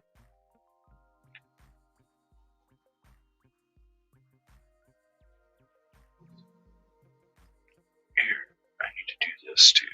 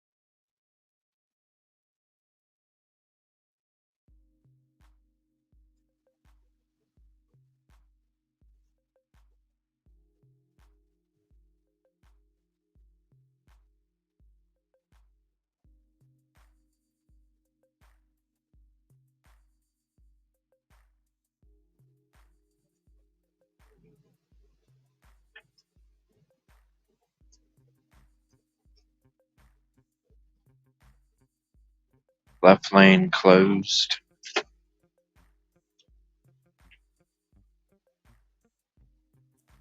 Okay, sorry. I just wanted to skip a little bit of the intro, but it's here. Hey, Thank everyone, hope you, you I guys are appreciate having a good late night. This is our second live of the evening, but a very different topic. We're going to be talking about Micah Miller. And before I tell you about my guests, you guys know that I typically start this off by doing a bunch of promotions and stuff like that. I'm going to skip all of that for the most part. You guys know where to buy the books. You know to follow the podcast. I will say this, though. Make sure to hit that subscribe button if you're new here. We do a lot of great stuff on this channel, and you definitely don't want to miss it. So yeah, hit the subscribe button. Anyways, that being said, let me tell you a little bit about what we're doing here tonight and our guests. So the people that I have on here tonight, basically we're going to try to protect their identities. If you guys have seen this case about Micah Miller, and you've seen the layers of the onion being peeled back, you know that it's a very convoluted case. And to me, it very much mimics that of the Murdochs. So we don't want anybody to get hurt or threatened or whatever. So it's more important to me to make sure that their identities are protected. They're not going to show their faces. You will hear them. But that's kind of what we're doing because of the content that we're talking about tonight. It's going to be a lot about the church. It's a very unique perspective that the person that we have on is Kay, and she brings a very unique perspective to this because not only did she know Micah, her husband went to the church, was a member of the church, but she was not a member, and she can tell you her story as to why she wasn't a member. But she brings wow to look at it from an outside lens and seeing everything the way it went down. And I feel like this is really important as we delve into the story to really understand what it was like inside that church, being married to somebody who was inside that church and being forced to go there even though they didn't want to. So that's kind of what we're getting into tonight. So with that said, let me bring our guests on. Hello. There you go. How are you guys doing? Hi, good. How are you doing? Well, Good. So again, we want to make sure that you guys stay safe. So anything that you're not comfortable talking about, do not feel obligated. But Kay, why don't you heard what I kind of said, why don't you introduce yourself, how you you know Micah and your relationship with Solid Rock and the pastor John Paul. Yeah. So it was a very unexpected relationship that I gained with that church. My husband started going a year and a half ago, and I was not going because I'm very peculiar about what churches that I join. And then he asked me to go, and I went. And then after that, it was just like everybody was extremely bent on me going. So I was forced to go to quite a few sermons, which is the reason why, not being a member, I know more than a non-member typically knows. And then as well, my sister was friends with him, with his best friend 25 years ago, 20 years ago, but was best friends with his first wife, JP's first wife, and watched that relationship fall, and then him going with Micah. And then and I did not even know that my sister knew him until I got involved with the church, and things started getting weird. And I asked my sister, hey, do you know anything about this church? And unfortunately, she knew a little bit too much for comfort. But so yeah, I got to see Micah firsthand quite a bit, and the times that I was there, and even though I refused to be a member. So I know that obviously you felt that you needed to speak out and share your story and what you know. What, if you don't mind me asking? Sorry, CJ, did you say something? Yeah, Katrina, it is this is a conversation with a wife, her husband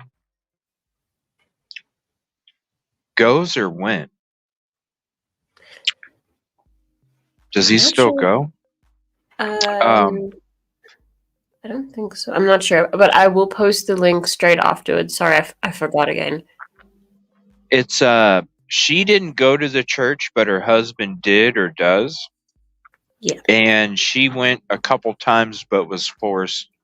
So it's the beginning of her story. They're keeping their identities a secret, because when they're coming out telling these stories, they don't want the backlash of what's been happening. Okay, I just wanted to say that. Okay, all right. What's compelling you to want to do that, knowing the risks and everything that are out there? Oh, well, okay. So I actually haven't been asked in that way, and I extremely appreciate it. Yeah. So for a year and a half now, like, my life doesn't look anything like it used to, and it all started with just like really weird, minute things that you would normally play off. Like when my husband started going, he became a completely different person. Like, I don't know him anymore. And it's so dramatic of a change that I was like honestly scared. And then whenever I would refuse to go because he started getting to where like he would threaten me and the church was calling and like saying that I needed to go, I started getting scared that like, hey, like something weird is going on. So I reached out to the elders of the church and asked what was going on. It felt like my husband was being brainwashed, and I was very uncomfortable. And that helps. Like, it slowed down. But then shortly after, he was being taught how to make me subservient. Like, and I have the pamphlets. Like, it is really uncomfortable to read, how to make me subservient and obedient, and how they were telling him that if I wasn't a part of the church, that he was going to go to hell. And he took that extremely, so that these very high, extreme changes in his personality that I could only accredit to the church's influence was what made me start asking questions. And then after that, it was the extreme reaction of me asking a question that then prompted my concern even greater, if that makes sense. It makes sense. Yeah, like if I questioned or asked anything, it was the reaction was so horrid that I just stopped asking eventually, you know? I mean, like, then, you know, like, he, like, used to respect my, like, spiritual and religious views so much, and then all of a sudden, he was calling me evil and saying that the church needed to pray demons out of me because only the demons were making me not like the church. I want to interject real quick, if I may. Sorry, you might be about to say this. Yeah. But I want to go back to the statement, because you just said, you know, pray the demons out of you. And I want to go back to the statement that was made by, I don't think I have it on, maybe I do have it on here. Let me see a second. There's a very good chance. Yeah, I do have it. I'm going to pull this up real quick. This was the statement that Susie Skinner made in regard to, you know, her, why she wasn't on a date, which this is the statement. If you were here yesterday, I said, you know, where she says, he's my friend. His wife died 4 days ago. He had no one to eat with. He asked people to go and sit with him. No one could go. So when he asked if I could, I went. We've been heard for years. It wasn't a date. The statement could have ended right there. Yeah. It didn't. But one of the things I want to go down to is here at the very bottom, where she talks about a few weeks ago, she threw a belt out the car window while driving down the highway because she thought it was a snake. She was recently playing chess alone and talking to herself. And when they asked her what she was doing, she said playing chess with the demon. Oh, wait, that I have. You never thought, yeah. No, I have not seen that, but that's actually a little bit too close for comfort because yeah, sorry. I don't mean to make it about myself or anything if that sounds like it, but my husband actually teaches chess at the church's school. That's insane. So it's just, yeah, I mean, when you said demon, that's a very demon. Yeah. Like, it's not maybe in the church world, you perhaps, you know, in a more religious, you know, in the secular vibe, but like demon, it's just when you said that, my mind immediately went to this. I was like, okay, well, that makes sense that he would say that being around these people. Yeah. My personal opinion is that this was written by JP. Yes. Oh my God. And that is what I'm saying, because I'm astute to a fault, unfortunately. And I noticed like the way he was speaking was different. And what was I'm so thankful for my friend Zoe, who is here with me now. She got to meet him before he went to the church, like right before, and then got to see that change. And he would speak like JP, you know, like demon or and it would, we would only argue. He would only say these things to me right after he got back from church. And he would even go to like the preachers, like to lunch with him and like brunch and like meetings and everything. And they would talk to him. Like a lot of the stuff that I know about Micah is because of what they would go and tell my husband at lunch. And like as a way, I don't know, like I'm really not entirely sure why they were encompassing him as much as they did. But I believe that JP used that also in one of his sermons recently when he was speaking on when his wife went, when he put her in the mental institution and how he had gone through her phone and that there were so many people that had reached out to her from the church saying, if you want to talk to me about your husband. He had told them not to do that. They told in that sermon, in another sermon after that, do not message her. And he either said the people asking were demons or that if you are willing to speak about your relationship with someone else, then you were a demon. But I remember was really, really quick to anything that saying or wanting to push, it was evil. So like even if like my husband would come home and he would talk to me about something and I would tell him that no, the Bible said this. And he would look it up and I would be right.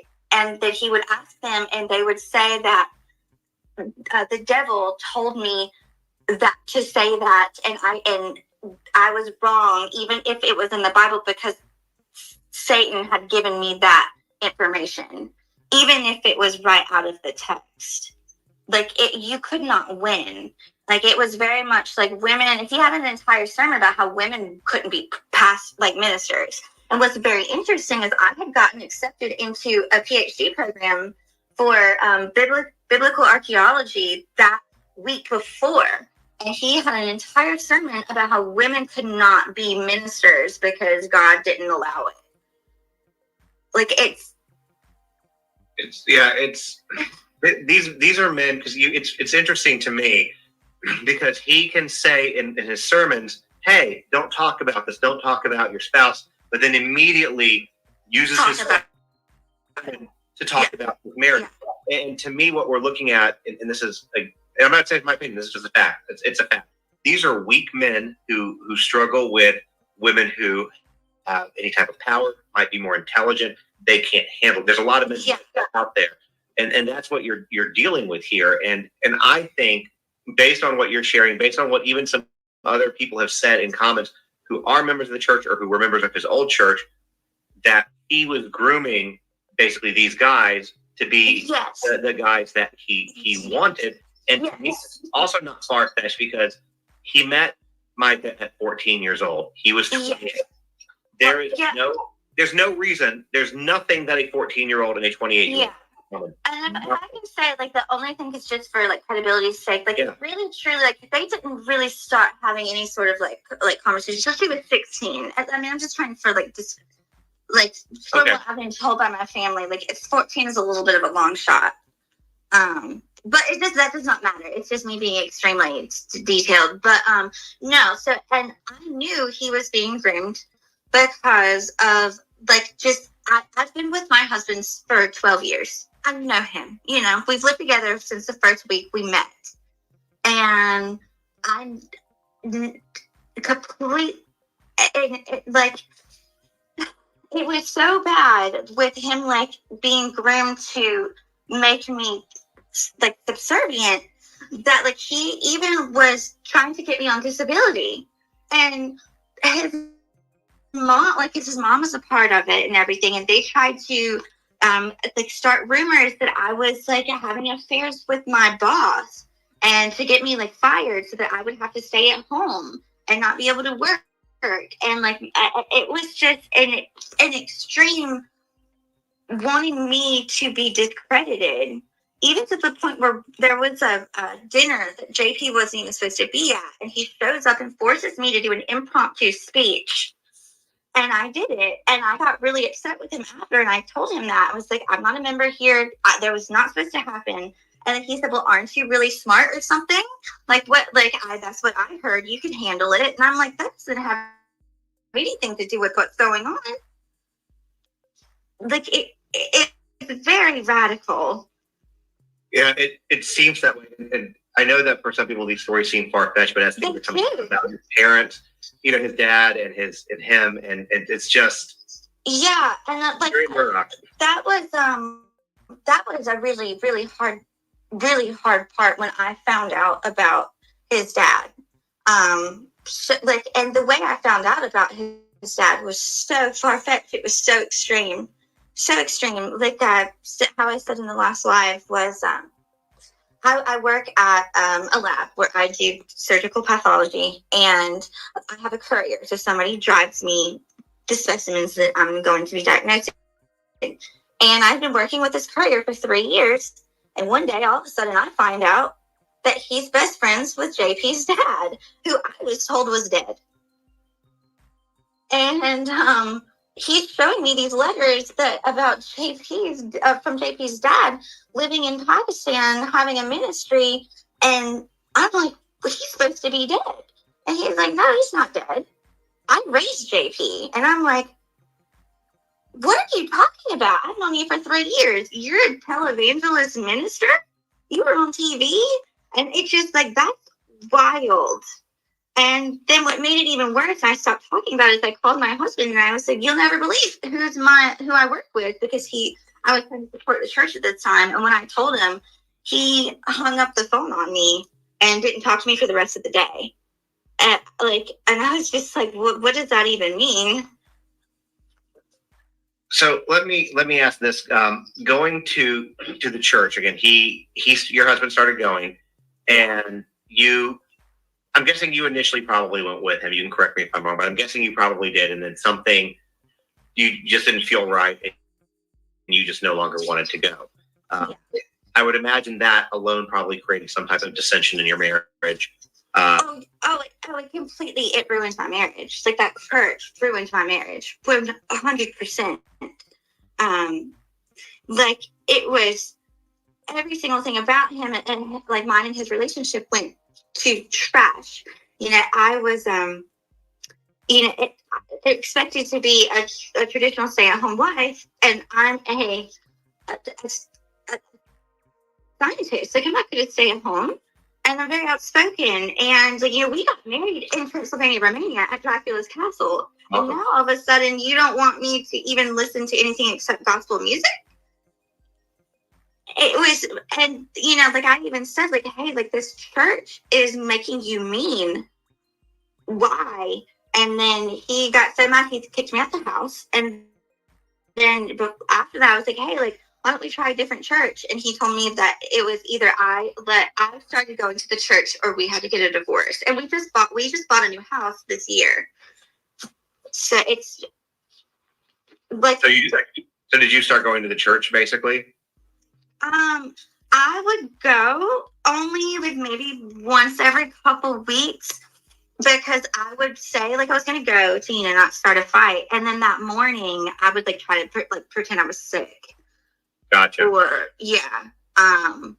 and then like after that stopped working, because they would say that the best place for me if I was sick would be in the church. Like, so that stopped working, then I would try to start a fight. So I didn't have to go to the church. I did not like it there.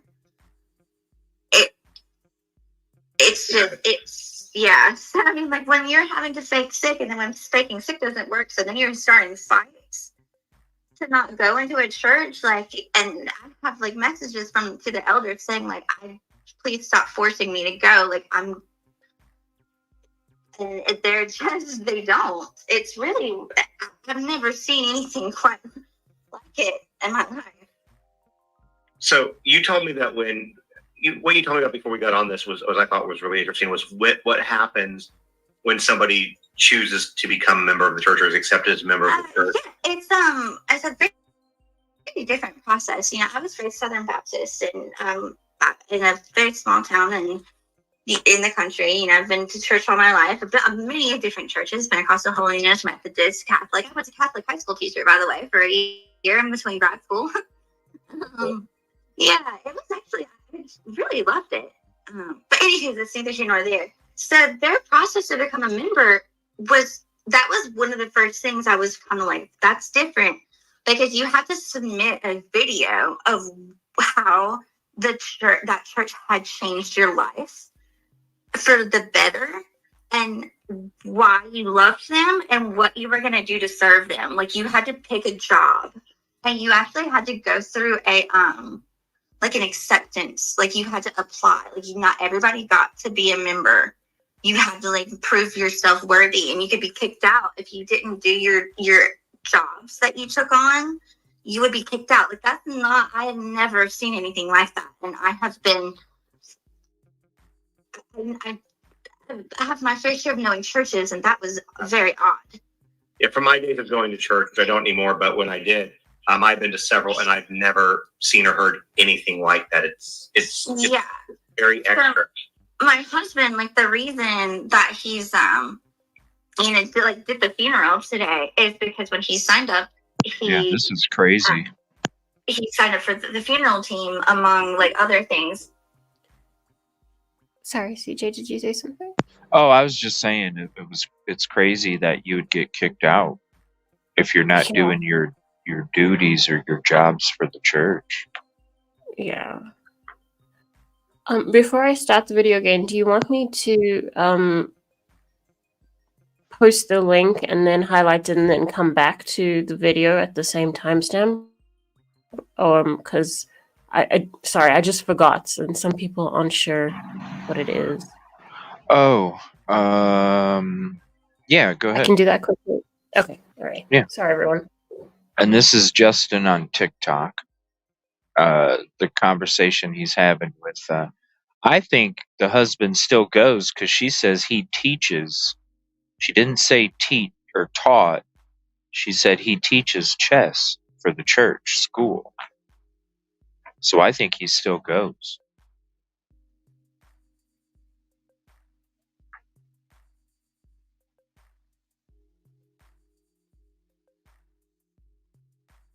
Now it makes me really wonder because, it's like when I was talking to Gina and as I was talking to you guys, like the guy in the orange pastel shirt, and when I'm asking you guys, I'm like, I wonder what the dinner conversations were like Sunday nights.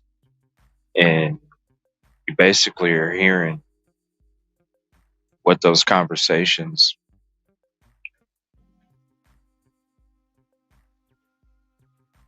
what they were.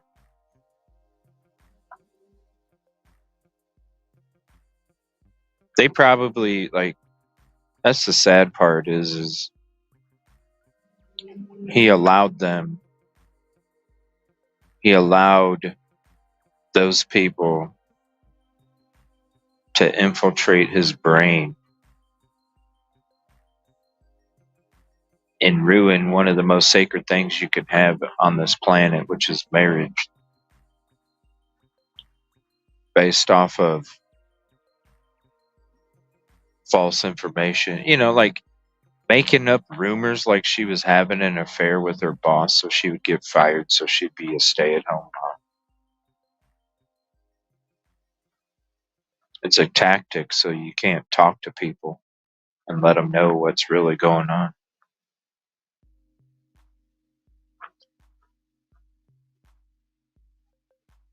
There's a link for you guys.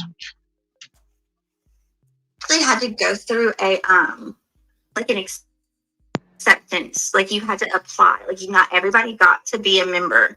You had to prove yourself worthy, and you could be kicked out if you didn't do your jobs that you took on. You would be kicked out. Like that's not. I have never seen anything like that, and I have been. I have my fair share of knowing churches, and that was very odd. Yeah, from my days of going to church, which I don't anymore, but when I did, I've been to several, and I've never seen or heard anything like that. It's very extra. So, my husband, the reason that he's did the funeral today is because when he signed up, he signed up for the funeral team among other things. But that comes from JP said that if you don't serve your church and prove that you can do something small, God won't bless you with something big. There's a whole sermon about it, and that's why you have to serve the church. Wow. So, and for people didn't catch that, her husband was part of the service at the church today for Micah. So just so in case y'all didn't catch that.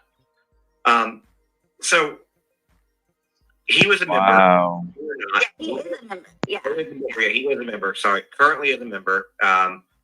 You are not. So walk us, there's a couple of things on this, and I know you told me part of this, and I didn't ask you the other one, but what was, with you being a non-member and him being a member, what was your experience the times that you did go to church, and then also if you want to share what you shared with me about how they tried to, for lack of a better word, accommodate you being there?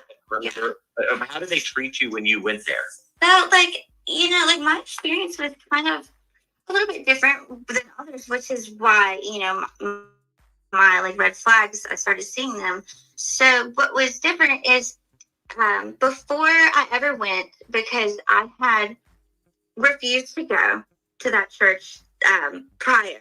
And unfortunately, I've moved, but I lived beside them. I was their neighbor. I lived in their backyard.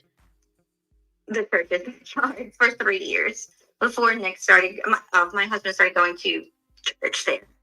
And they had started to tell Nick that they really wanted me to be there. They wanted me to go. And it was weird because he was not wanting me to go. He was telling them I was too sick to go. But then when I went, they started pressuring him so much that I started to go. And then I wouldn't become a member. So the things that you had to be a member to participate in, they were letting me do those things. So like I was going to like into these Bible study groups that I shouldn't have been doing, even because you have to be a member. And I'm getting phone calls at night, like saying, like asking if I was going, and like whole services dedicated to trying to pray over me, and I would not go. And it's just, even whenever I went the first time, when I went because Nick was becoming a member, they introduced me in the beginning of the sermon, and that was not normal. That just, none of it's normal. Even like he had bodyguards, he had security guards, and that's not normal either.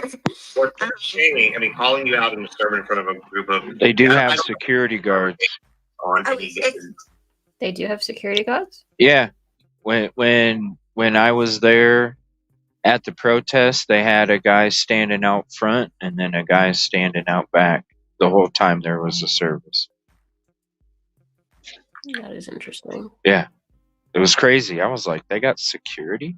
I tried to take a video of it. I know I have it on a GoPro video. I just haven't uploaded it yet. I don't know how good you can see because it was kind of a decent way away. But if you guys remember when I was at the protest and I was talking about a guy in a red shirt, that was the security that was at the back door. But yeah, it has security guards. That is true. Quite Yeah, I know it's big, but to call you out by name, I mean, it's a way to public shame and ridicule you and basically... It's pressure. Yeah, then it was to pressure. It was like to pressure me to go into the church. And I was even told, and these are things like I just stopped talking about because you have to keep your sanity. Like, I think it was the second time I went, they were like, you're going to drink the Kool-Aid. And I'm like, oh, that's not in good taste.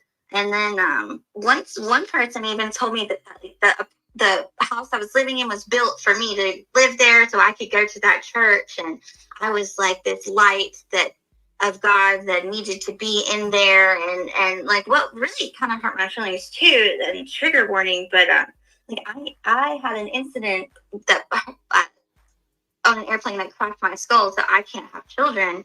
And they would keep telling me that I was going to have a bunch of children. And I was like, can you multiple times to stop saying that? Yeah, we've dealt with pregnancy loss and tough times, so I'm sorry for that. That's I know sad. That's not being insensitive. That's so sad. Yeah, and it was just weird that they would keep saying, they would say it in a way like, oh, I can see you with a bunch of children around you. And I'm like, please stop. But it's not helpful. It's not.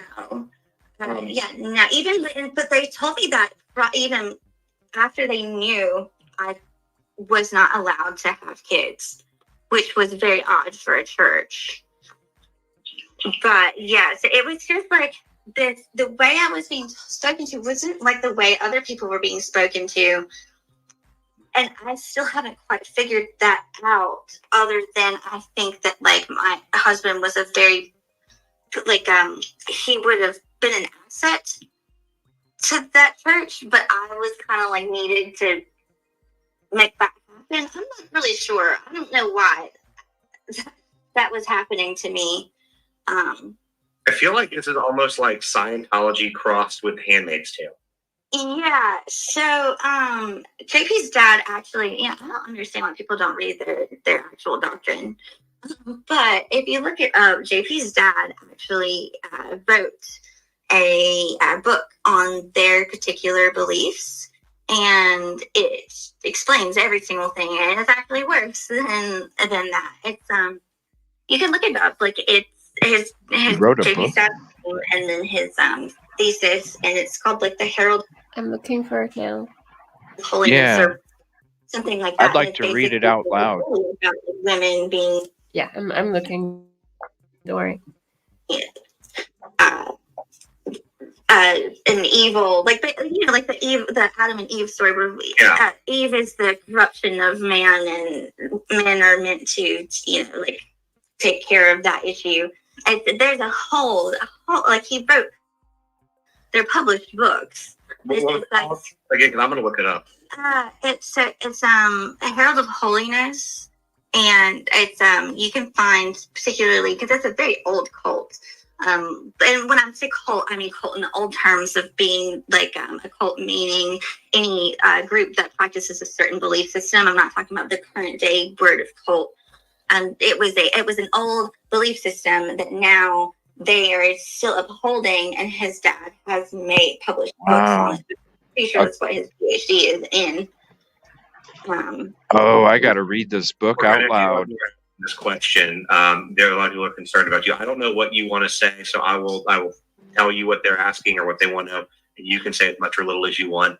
They're worried about your safety if you're still with your husband, the status of that, because it seems like they're very worried. So obviously I know what the deal is, but it's up to you what you want to share. But they've been asking this for like the last probably 10 minutes. So I think we probably want to. Yes, I'm not reading the comments. No, that's okay. No, you're not supposed to. Yeah, I'll read the whole book. I'm trying to make this as like I said before. I'll make it its own video. Organized if possible. When it's a chronological nightmare. Yeah. But so yeah, no, I would say I'm safer now than before. Like when I look back on it, like I try not to because it is so hard. But for a year and a half, I have been begging for help. I have called friends and family, my family, my husband's family. I've told my husband, and it was as if like I had been shut off from the entire world. And even like nobody knew about what was going on, so it sounded so radical. And then sounds like Micah's story. Completely shut off from everybody. It's so similar, right? Right? It's terrifying. I mean, it's obviously some kind of a strategy. It's like, I bet you how they treat every woman. Yeah. To make them get to the point where they're subservient to their husband. Yeah. Man. Yeah. Yeah, right? Hide and seek, a bedtime story. I'll read the whole damn book for you guys. Yeah. And I see Nancy is commenting on Chad Daybell in chat. And I was thinking, because at the beginning when Justin said this case is I think that he said it's similar to like the Murdoch case. And I was thinking it's like a Daybell Murdoch crop. It's so terrifying. Yeah. It's and like he said, Scientology type shit, you know. It's kind of like what I was saying, you know, when I was talking about orange pastel shirt guy going, what is the chain made out of that you have around your neck from the church? Like, what is it made out of? Money? Secrets? Something. It's got to be secrets.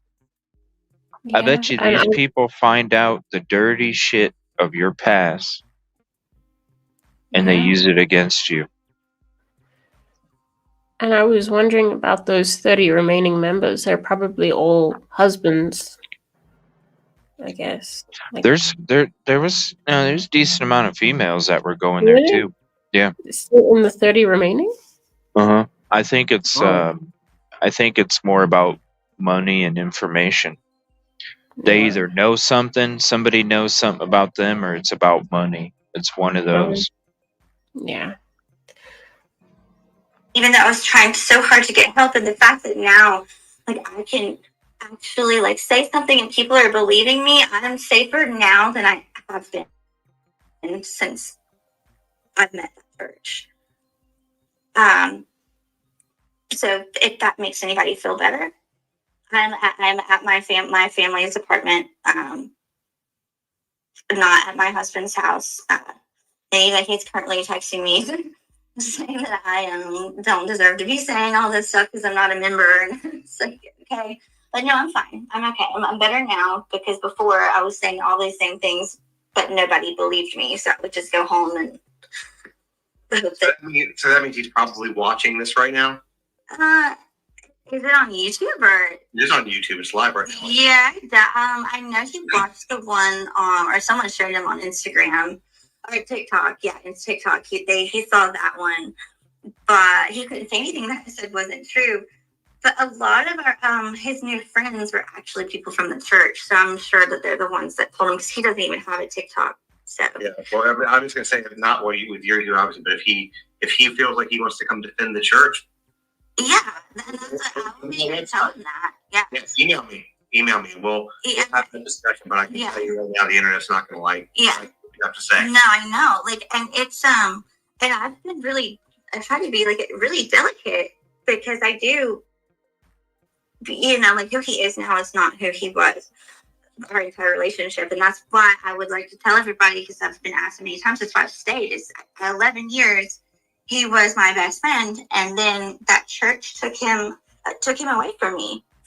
And not only that, I swear to you, I knew something was going to happen to Micah. And I told people, I told her, I told so many people something was going to happen to her, and it did. Wow. So, Oh, wow. why would I not be scared this whole time too? And it's just, it's a lot to take in. It's a lot to take in, but I doubt he'll come on. I doubt he will either, because people like that like to talk big game, but they don't. Yeah. And so I want to point out too, because you mentioned it earlier, and just to kind of put it in perspective in case again you missed the link, there's a lot of parallels that I'm drawing from Kay's story to what we have already seen and heard, what's in writing, that's already been substantiated about the way that JP is. It's basically almost mirrored that he's tried to, her husband tried to make her subservient, tried to force her out of a job, threaten about her, being with demons, tried to commit you to, all the same things that he did to Micah. Yeah. He even I was trained in my job, to notice patterns. So that was really easy for me to pick up on. That whenever it was the same day. I mean, at least try a little bit harder, but it would be the same day they accused her of something, he would come home and accuse me of it. Yeah. But what made it even harder, and it breaks my heart, is his mother started going to church with him, and she would do it too. And that's when it got really bad for me. Oh, man. Because mental illness. Yeah, it's really ganging up on a person, right? Yeah. And, oh, man, she had to feel so isolated. Yeah. From the people that were her family. Yeah. She Man. said 11 years somebody's your best friend, and then Yeah. This was actually demon possession. And that well, was she mentally ill? So I think, in my professional opinion, because I actually do have a credibility to talk about this, I think that she was not mentally ill, but then after so many years of going through what she has went through, did make her not as mentally PTSD, right? Yeah. Right. sound as she would have been had she not met him and been in that situation. But I don't think she was suicidal. I think she was desperate, I've been desperate, and it makes you sound erratic or dramatic or manic. Like you're acting out, but really reaching out for help. Yeah, and it's all the stress that makes you sound a certain way. Meanwhile, you just can't handle it anymore. Because you're hurting. Not that you're mad, it's because you're hurting. Yeah, exactly. Yeah. It did weigh on her mental health, but not to a suicidal point. The other thing that I noticed, and I've not put in a video yet, but I noticed this today, she was diagnosed with mental health issues. With that quotation mark. In 2017. Yeah. Which coincidentally is the year she got married. Yeah. Okay. Yeah. So, do with that what you will. And that was how I knew that girl was not mentally ill because it was the way that people were pushing it so hard that she was mentally ill, and it came out of nowhere. And then how it was coinciding with them claiming that I was, and like I've never had any any background of mental illness. And then on top of that, and I went to a doctor and I was like, hey, people are claiming that I'm this, can test me. And I took a 3.5-hour test to see if I was mentally ill because, like I've Thank been you, Katrina. worried I was going to be put somewhere, and that ruins my job. Like, in the field that I'm in, I can't have that. Yeah. So I actually whenever I told her why, the psychiatrist, she reported the church for religious abuse.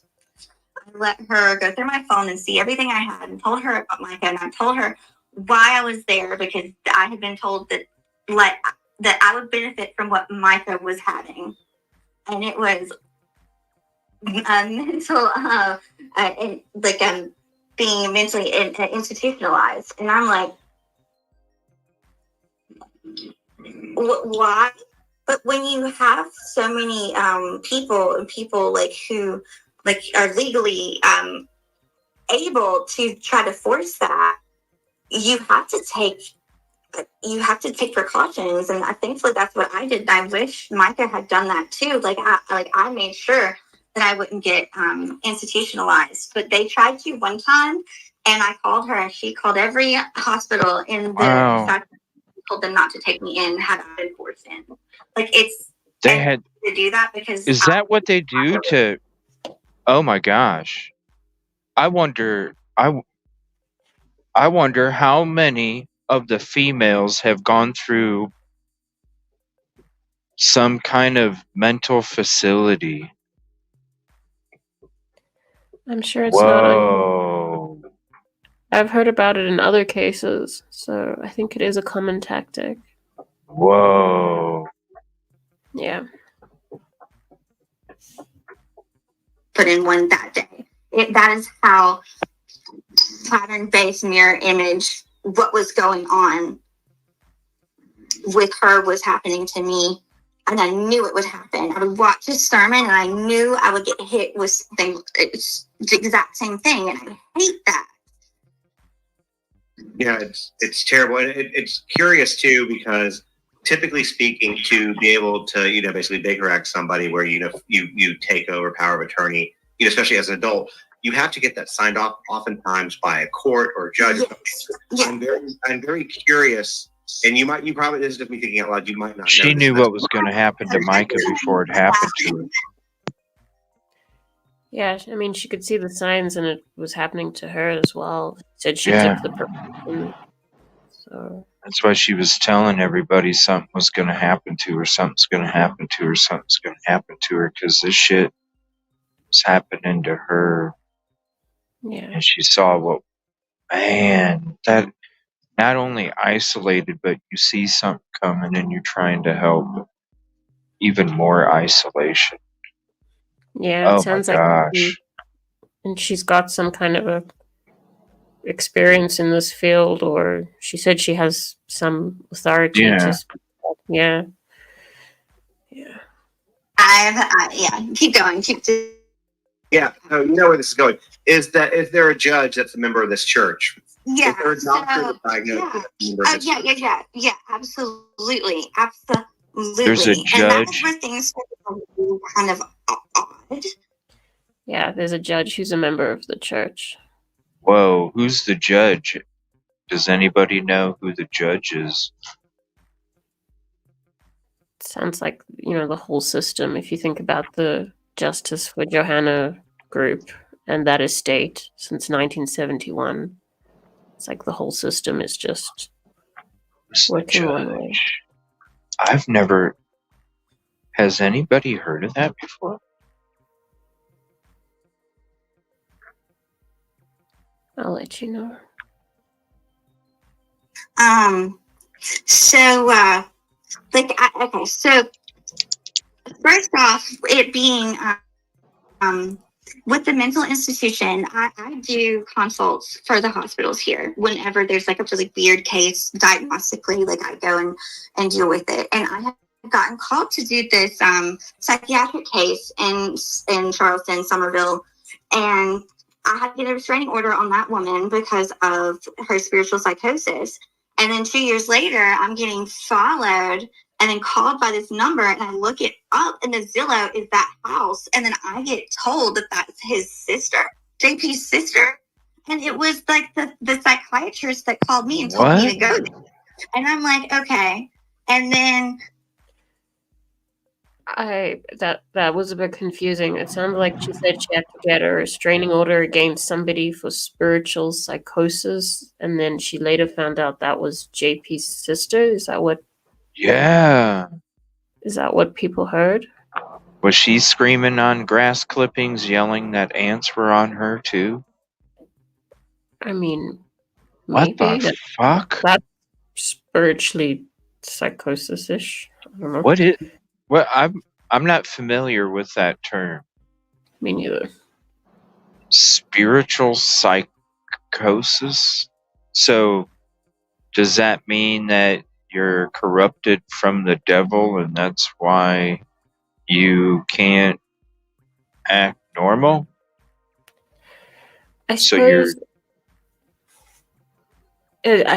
if you're going with the idea of psychosis, it's like you're detached from what's real, and then I guess it's to do with like you're so you're so full of the devil that you're not a housewife.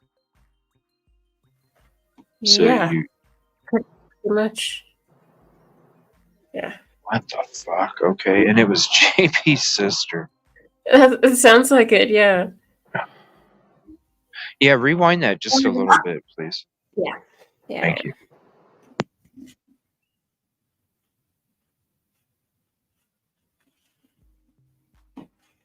Sorry, guys, I'm using a phone, so I just have to... Yeah, even if it's a few minutes, it's okay, I understand. I know how crappy it is to try and go back just a little bit on a freaking phone when it's like an hour or two episode. No, sorry, it just jumped around. You're like, damn, I can't go under 15-minute sections. Wait, I don't know. No, hold on. I don't know what it's doing. Let me just wait a second. Right. Sorry. No, you're good. I should have just said, okay, go ahead and play it. I was like, hey, can we rewind it?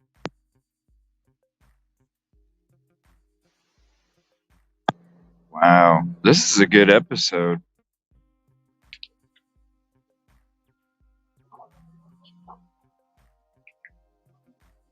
Can you imagine what it would have been like if I walked through those doors? Now, obviously, I couldn't have live streamed because it would have been obvious. Now, GoPro, a video, that's a different story. We could have got that, pulled it off. Live stream, no, wouldn't have happened. Wouldn't have happened. But I can't imagine, like, the stuff that she's saying. I can't imagine, like, the stuff I would have been hearing. It would have made me think I was going to a church in Moscow, Idaho. I mean, we've talked about one of those. Yep. Okay. Here we go. Okay, so first off, it being with the mental institution, I do consults for the hospitals here. Whenever there's like a really weird case diagnostically, like I go and deal with it. And I had gotten called to do this psychiatric case in Charleston, Somerville, and I had to get a restraining order on that woman because of her spiritual psychosis. And then 2 years later, I'm getting followed and then called by this number, and I look it up, and the Zillow is that house, and then I get told that that's his sister, JP's sister. And it was like the psychiatrist that called me and told me to go there. And I'm like, okay. And then one of the other members of the church, he put his girlfriend in that same mental institution. And they tried to put me in that same mental institution. And they put my dad in that same mental institution. So you have to just suspect that there's a correlation. And then also when it comes to like, there's a lot of police that go to that church, a lot of police. And also I haven't been able to get in touch with my aunt, who is a judge here in the county, ever since things started getting weird. And I'm like, well, are you a part of it too? And it goes really, that church is very, they have a lot of acclaimed members, if you know what I mean. Yeah. Let me ask a really big question, and you kind of answered it, but I want to kind of go a little deeper with it. I'm going to throw it up there, which is, what about other wives in the church? I wonder if they were put through this too. And you just answered and said, yeah, there were, as far as trying to commit them, institutionalize them. Yeah. But were there other wives that you saw that went through it? And kind of a follow-up question, let me see if I can figure out how to word this properly. With the wives that were, where do we go? Not subservient, the ones that were, I guess, disobedient in their eyes. Yeah, they would call it rebellious. Rebellious. Okay, there we go. That's some 1800s shit. But okay, so yeah, the rebellious wives, were y'all able to speak to each other, knowing, going through what y'all were going? No. So like my husband would talk about Micah. And they used to sit together before, like, the first day I ever went. And then even though it text, and then all of a sudden, like, the first day I went, like, she wouldn't talk to him at all again. Like, I never even, like, I would try to speak to her, and he would try to speak to her, and she would just walk away. But they didn't. It was really obvious that they only, like, had, like, this, they didn't pay attention. They would go try to talk to Micah and she would just walk away? Yeah, I guess she was told she may not engage. She was afraid. I don't know. What? A judge, several police? Yeah. Yeah. And I'm wondering about maybe, should a mental institution just be doing an intake of wives on a regular basis as well? That sounds like somebody's. I want to know who the judge is. I want to know who the damn judge is. That's what I want to know. Who's the judge? But damn, they would go talk to. She's the pastor's wife. The pastor's wife talks to more people than the pastor does. Yeah. The pastor's wife is like the mama hen. And the pastor's wife would turn around and walk away. Why? That's so crazy. A lot of people, and I was looking out for it. It was like they always had like one or two like specific targets, and I was kept away from Micah really, really heavily, and I didn't see any other wives get spoken to hardly at all. Yeah. That's kind of odd. It was really just me and Micah. I think it's important to probably mention the prayer that he wanted them to say, and then how he told them, the congregation, not to speak to her. Yeah, so I just found this out because my husband was talking to me about it, and I think it was like a guilt thing, and 2 weeks before, and I had not gone to this sermon thing. And 2 weeks before she died, he had asked the congregation to pray this prayer in unison that would make Micah hit her downfall and come back to the church. And they all did it. And which is just not normal at all. Hitting a downfall to come back to the church is not really the way you pray. Where you pray that somebody, finds the light and finds their way back without the downfall. Yeah, like it was like I think the exact word was like have her hit rock bottom no matter what, to make her see what her wrongs and that the church was right. And you had also mentioned about how they said, or how he had told them not to speak to her because it would be bad for her mental health. Yeah, if she reached out for help. because they would be playing into the fantasy that was her schizophrenia if they humored her reaching out. So he just told them not to talk to her at all. When she was asked, she was texting, I know at least like 100 people asking for help. You know, it's really the exact opposite of somebody who's suffering with mental challenges. But again, it's a way. Yeah. It's emotional abuse. You know, you ostracize, narcissistic abuse too. You ostracize the person. You know, you get them to think that nobody likes them, that they're the problem. You gaslight them into these issues, and it sounds like that's what, you know, the only community that she had, the only community that she knew was built by JP, and so they were the first ones to turn on her because they don't want to, you know, offend or piss off JP. Well, it's more than that. Though. They truly believe him. Like that's whenever like people keep throwing the word cult around. And sorry, I just wanted to pose it because I don't know if you guys remember the videos of My Camilla on Facebook where she was saying she had to keep her circle really small, which was hard for her because she was used to, just by her nature, having such a big circle, but she needed to keep it small, and that was something she was repeating throughout that whole video. And it was one of those videos where you could see she was really upset, and that was something she just kept saying, and she kept saying it was so hard for her. And it's just reminding me of what's being said now. Yeah. Sorry, I just wanted to highlight that. No, like with this, I'm glad we're listening to it because it's opening up a lot more than I even thought. Yeah, this is a good one. Yeah. A time that, like, I truly view it as a cult would be how much they believe in what that man says. Like, what he says is Bible. Like, it's the word. Like, and you don't question it. And that's why I had a lot of issues in the church, because I would openly, if I knew he was saying something that wasn't in the word of God, I would speak out, and I would, oh my God, it was something else. So yeah, no, it was, they believe him with so much, like their whole lives depended on it.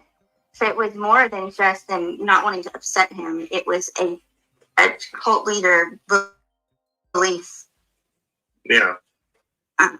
Which makes it worse for her, you know? He'll do his bidding and he'll do whatever he wants because, you know, I worked in for people who are like, because look, a lot of this stuff, it is, I mean, it's out in left field to a degree, but it's not unfathomable, you know, as you peel back. Again, the more you talk about this guy, the more you talk about his church, his father, you know, everything associated around him, the rabbit hole goes deeper and deeper and deeper. And it's a lot like, again, I've said it a bunch during this, it's a lot like Alec Murdoch. And, you know, again, that was South Carolina, small town, well-connected.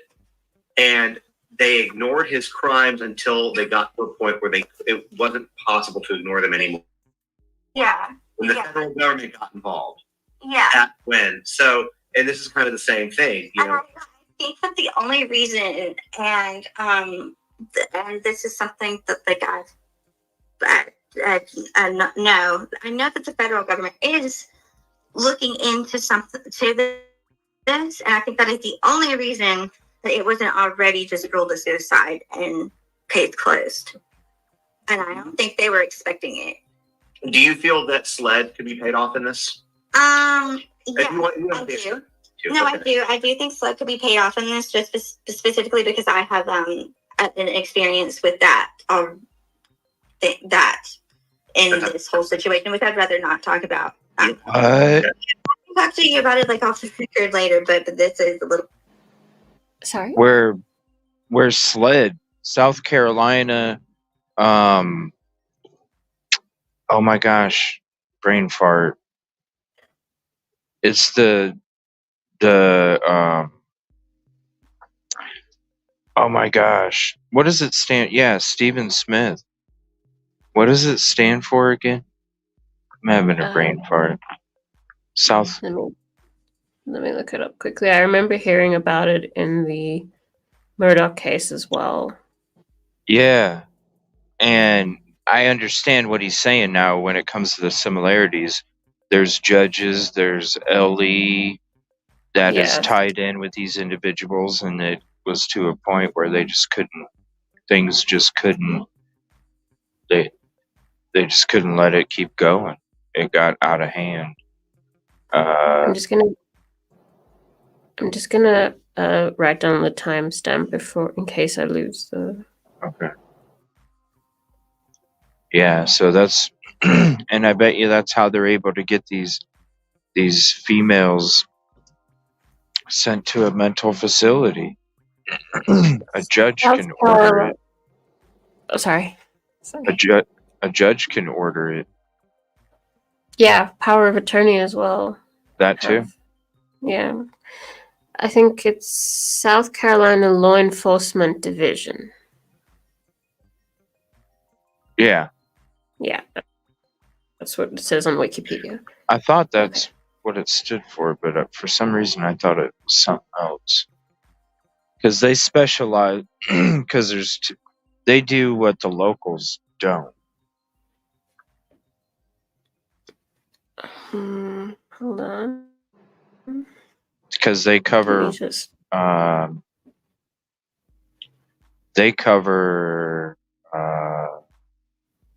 like the criminal activity side, I think. Okay, so Wikipedia says it's a statewide investigative law enforcement agency in South Carolina. It provides manpower and technical assistance to other law enforcement agencies and conducts investigations on behalf of the state as directed by the governor and attorney general. Yeah. And its headquarters are in Columbia, with offices in Midland, Piedmont, PD, and Low County regions. And she said that she's already had experience with being involved in a situation where some of them have been paid off. That's interesting too. Yeah. Yeah, that is. Wonder if he talks more. Oh, sorry. Yeah. Sorry, ZJ. There was a delay. I didn't hear. What did you say there? No, go ahead. No, go ahead. Oh, okay. Okay, sorry.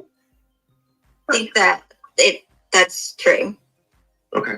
Yeah, and obviously, like I said, Touch on. Sorry. No, you go ahead. Sorry. I was just wondering if you could touch on the Pakistan information and about the other ministers that had left prior to Micah passing, and then the ones that had left today. Okay. Yeah. So, when it comes to Pakistan, that was one of the things that I had, gaslit myself into saying I was crazy. But being told, crazy, but it's not. Yeah, I know. Like it's insane. So being told that his dad was dead, but then finding out that he's actually in Pakistan, and then somehow his dad comes back here, and nobody knows that he never comes to the church, and like his friend that I work with is coming up to me like, why aren't they letting his dad do a sermon? I know he's upset about that, and I'm like, I haven't even seen his dad yet. And then I find out that there are multiple ministers in the congregation that are that I just thought were members, but they're actual Pakistani members. And then there's more people in Pakistan who have officially died a couple weeks, 2 weeks ago. This correlation to Pakistan is please, the federal government, y'all take care of that one because there's something weird. So what else would you like to know about that? Because it's really all I know, other than them stationed there and having the ministries there. And then there's ministers that have died the past couple weeks. And right. And really, I think that's more kind of what I was wanting you to touch on, just in reference to the information about all of the stuff that came out about JP's dad when he was over there, and how they did that, the video basically talking about how Jerry Savelle, I believe is his last name, how he wasn't aware of what Wayne was doing, and once he found out, then he pretty much had ties with him, and then recently just passed. And then you had mentioned that once he had passed, that there were 2 ministers, I believe you said it, email wife, that had left the church as soon as he had passed. Yeah, that day. Well, let's also remember that particular individual who passed right after was also very healthy. Yeah, no, but I mean, who's to say that he actually passed, you know? Like, that is one thing that she did mention to me. She said, I wouldn't be surprised if they are just saying that he passed away. Yeah. Either that or that they were involved in his death. Yeah. Okay. And because I've seen a lot of that. Because that was another thing, like Micah, when she got put in the mental institution the most recent time, is because she came out and told the church that JP's didn't have a birth certificate that was actually his name. And he told everybody that it was because she was schizophrenic and then locked her in the mental institution. And I had also been saying that. So I don't know how, I guess I just stopped talking before she did. But that was directly when she got put in the mental institutions, when she claimed that his name wasn't even his name. So this last time, was she placed in the mental institution, or was, because you had said that at one point that she had gone to Africa, and then when they said that she was in a mental institution, but she had actually like gone to Africa, but she was like they were telling people that JP was telling people that. The time right before that, when she said that he didn't have a birth certificate in his name, they actually did put her in a mental institution and put her on lithium. So you had mentioned that the day after she came back from Africa is when she passed away. Yeah. Like, it was like the day that I saw that they were back from Africa, the next day my husband came home and told me that she was dead from a suicide. That's interesting. It is interesting because you're not going to come back from a big trip and be like, oh, I'm going to go off myself. Right. Yeah, I know. It's like, I just knew. And she wasn't even supposed to come back. Like, I was told that she was going to be staying there for good and running that school. But for some reason, she came back and the reason I know this is because my husband was supposed to go and for some reason didn't. She had set up the school, and then she wasn't supposed to come back. She did, and then she dies the day she gets back. The day after, I believe. The day after I saw that they were back. So somebody asked a question, which is to ask you whether or not you've spoken to authorities since Micah's death. Have you thought, I don't know if you have or not, it sounds like it might not matter if you did, but. No, I really honestly don't think that it matters, and I've spoken to authorities this entire time. Me speaking to authorities really won't, especially the authorities here, won't do anything.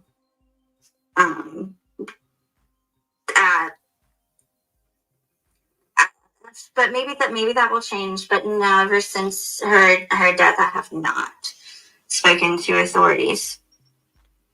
And I don't know honestly if there's anything here that they probably would. I mean, you don't know exactly. You know the rest of what we do, but you have the information about the going-ons of the church and some of the things about being concerned, which her family has also. But would they take that seriously? Given the fact, like would Horry County take that seriously? Is the point, because they probably wouldn't.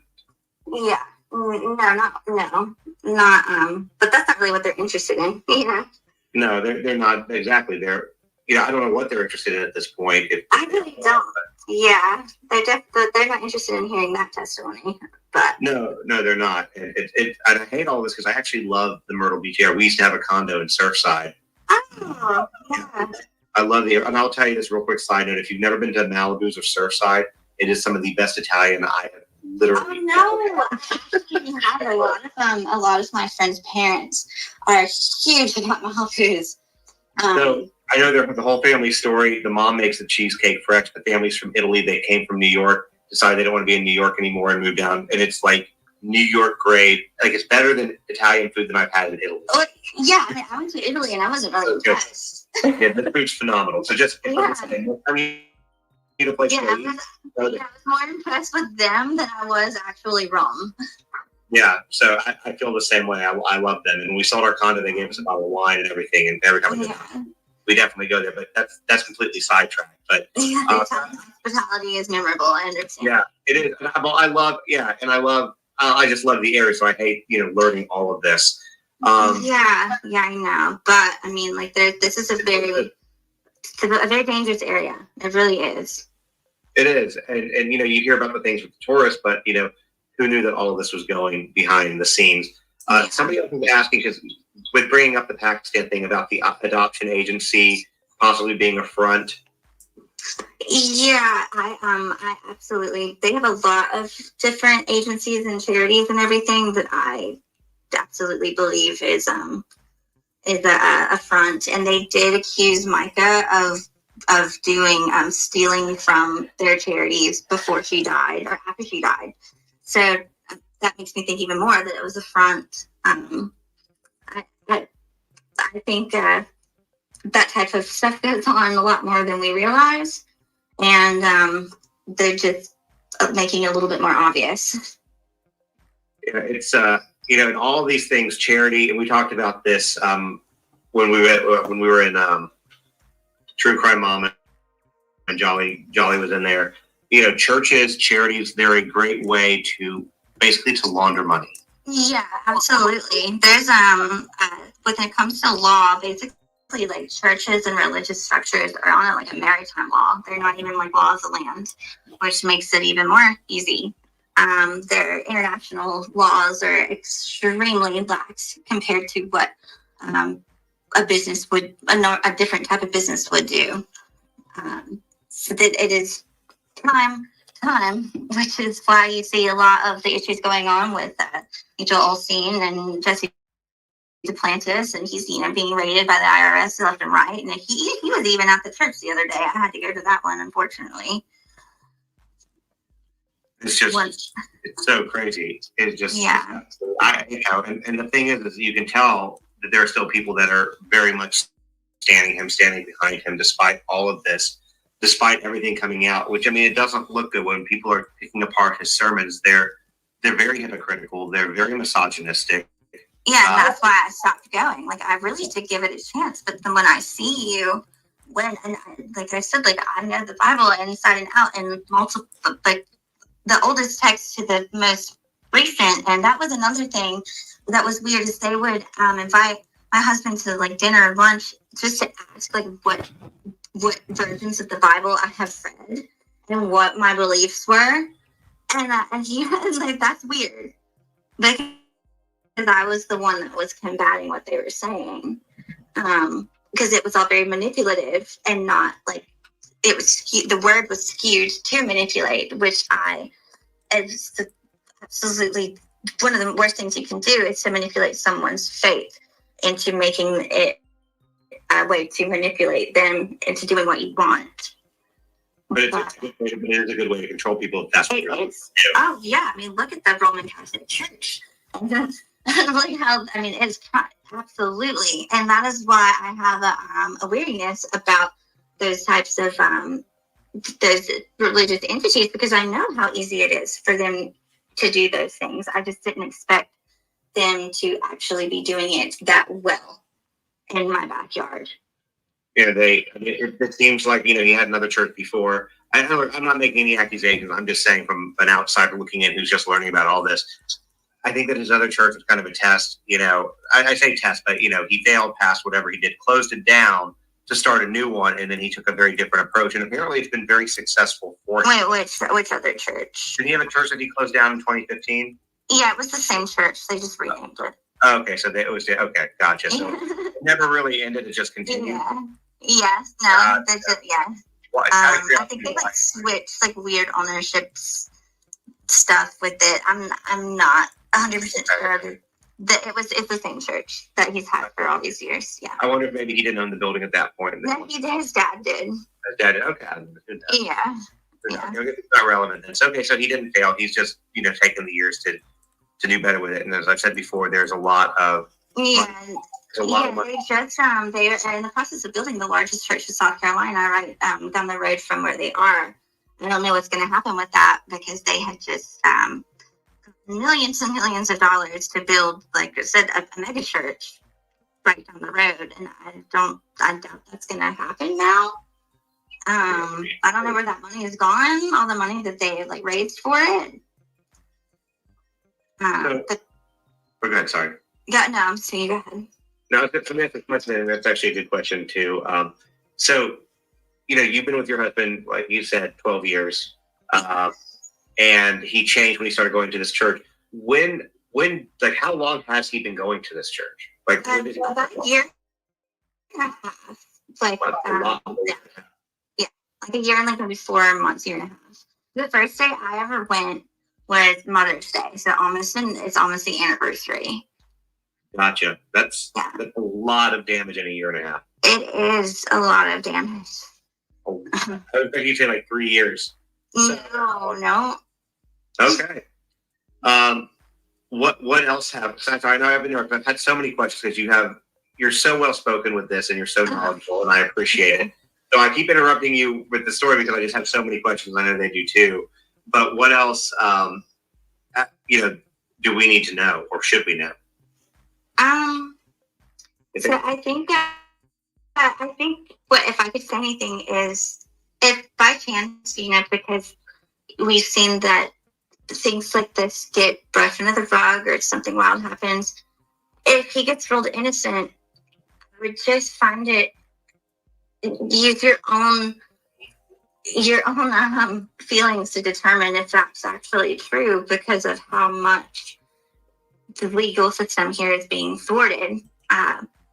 I would also say that with Micah's mental illness, I know a lot of people talk about her being mental health advocate and how big she was on that, but I don't like to label her that, because I believe that her mental illness was induced and not on her own account, and I just like to view her just as Micah, if that makes sense. Yeah, I mean, I think most people don't buy the mental illness angle. Yeah, but I feel like it's just a lot of people saying that she was just an advocate for mental illness and everything. I just would like just restating that. And I think that's really just an appreciation that I have for,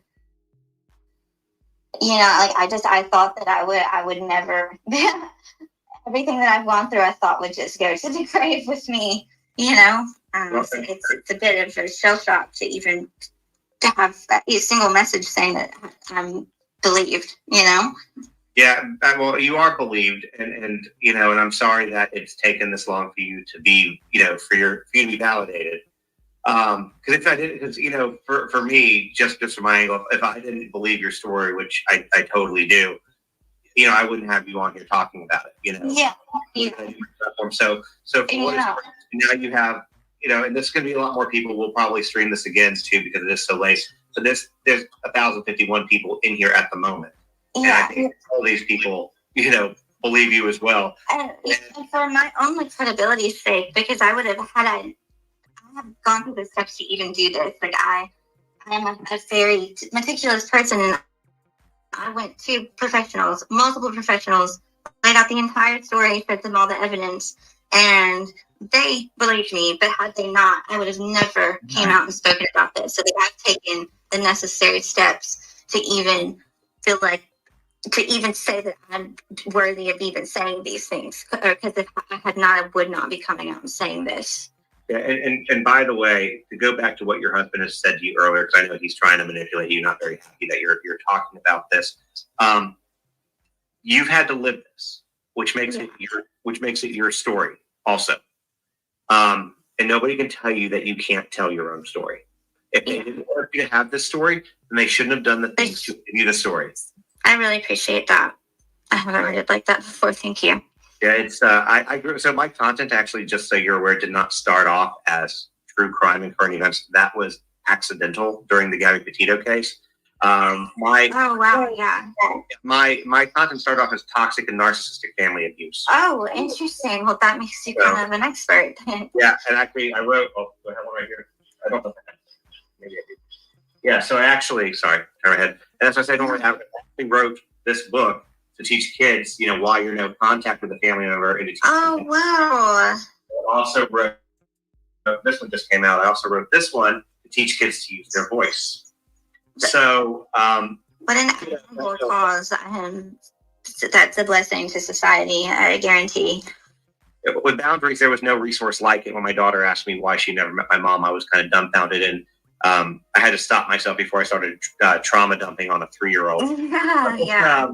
But so that's where it started. And the reason I got into it was during Gabby Petito, my wife was like, "You need to sit down." When the Moab footage came out, you need to sit down and watch this footage. And I did. And when I watched Brian Longer, I was like, "Holy crap!" He acts, the mannerisms, the gaslighting, the way he speaks. It's a lot like my mom. And so I started covering it, and then we flew some aerial banners around the Laundrie's house, and I've been doing true crime ever since. Oh wow! What a turn! And thankfully, the world benefits from you having to, unfortunately, have gained the experience to have a personal credibility to talk about these things. So I appreciate your experiences as well. Yeah, and I appreciate that. It's not easy, but again, it's the stories, that become ours because people want to do something. Abuse that's done to you is your story too, and people trying to silence you is only because they don't want the abuse that they saw. Yeah. So I've been trying to tell myself that. Still to this very second. So thank you.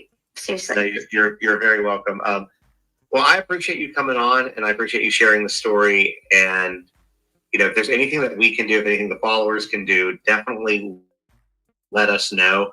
I would say to you quickly too. I don't know if Judy's in here tonight. I might be late for her, but I don't know what your intentions are. It's not my business to share with you or tell you what to do. But I would say that your husband is going to probably try to reach out to you and try to convince you that he's changed. He's going to drop the church, whatever the case is. Be very, very cautious. Yeah. No, I feel like that's possible, but I definitely feel like maybe he'll go on the threatening, like legally trying to get me scared of something that he might have over my head or something like that. I think that's kind of maybe where we're at now. Okay. Well, I'll tell you what. That's the style you were speaking about as well, CJ.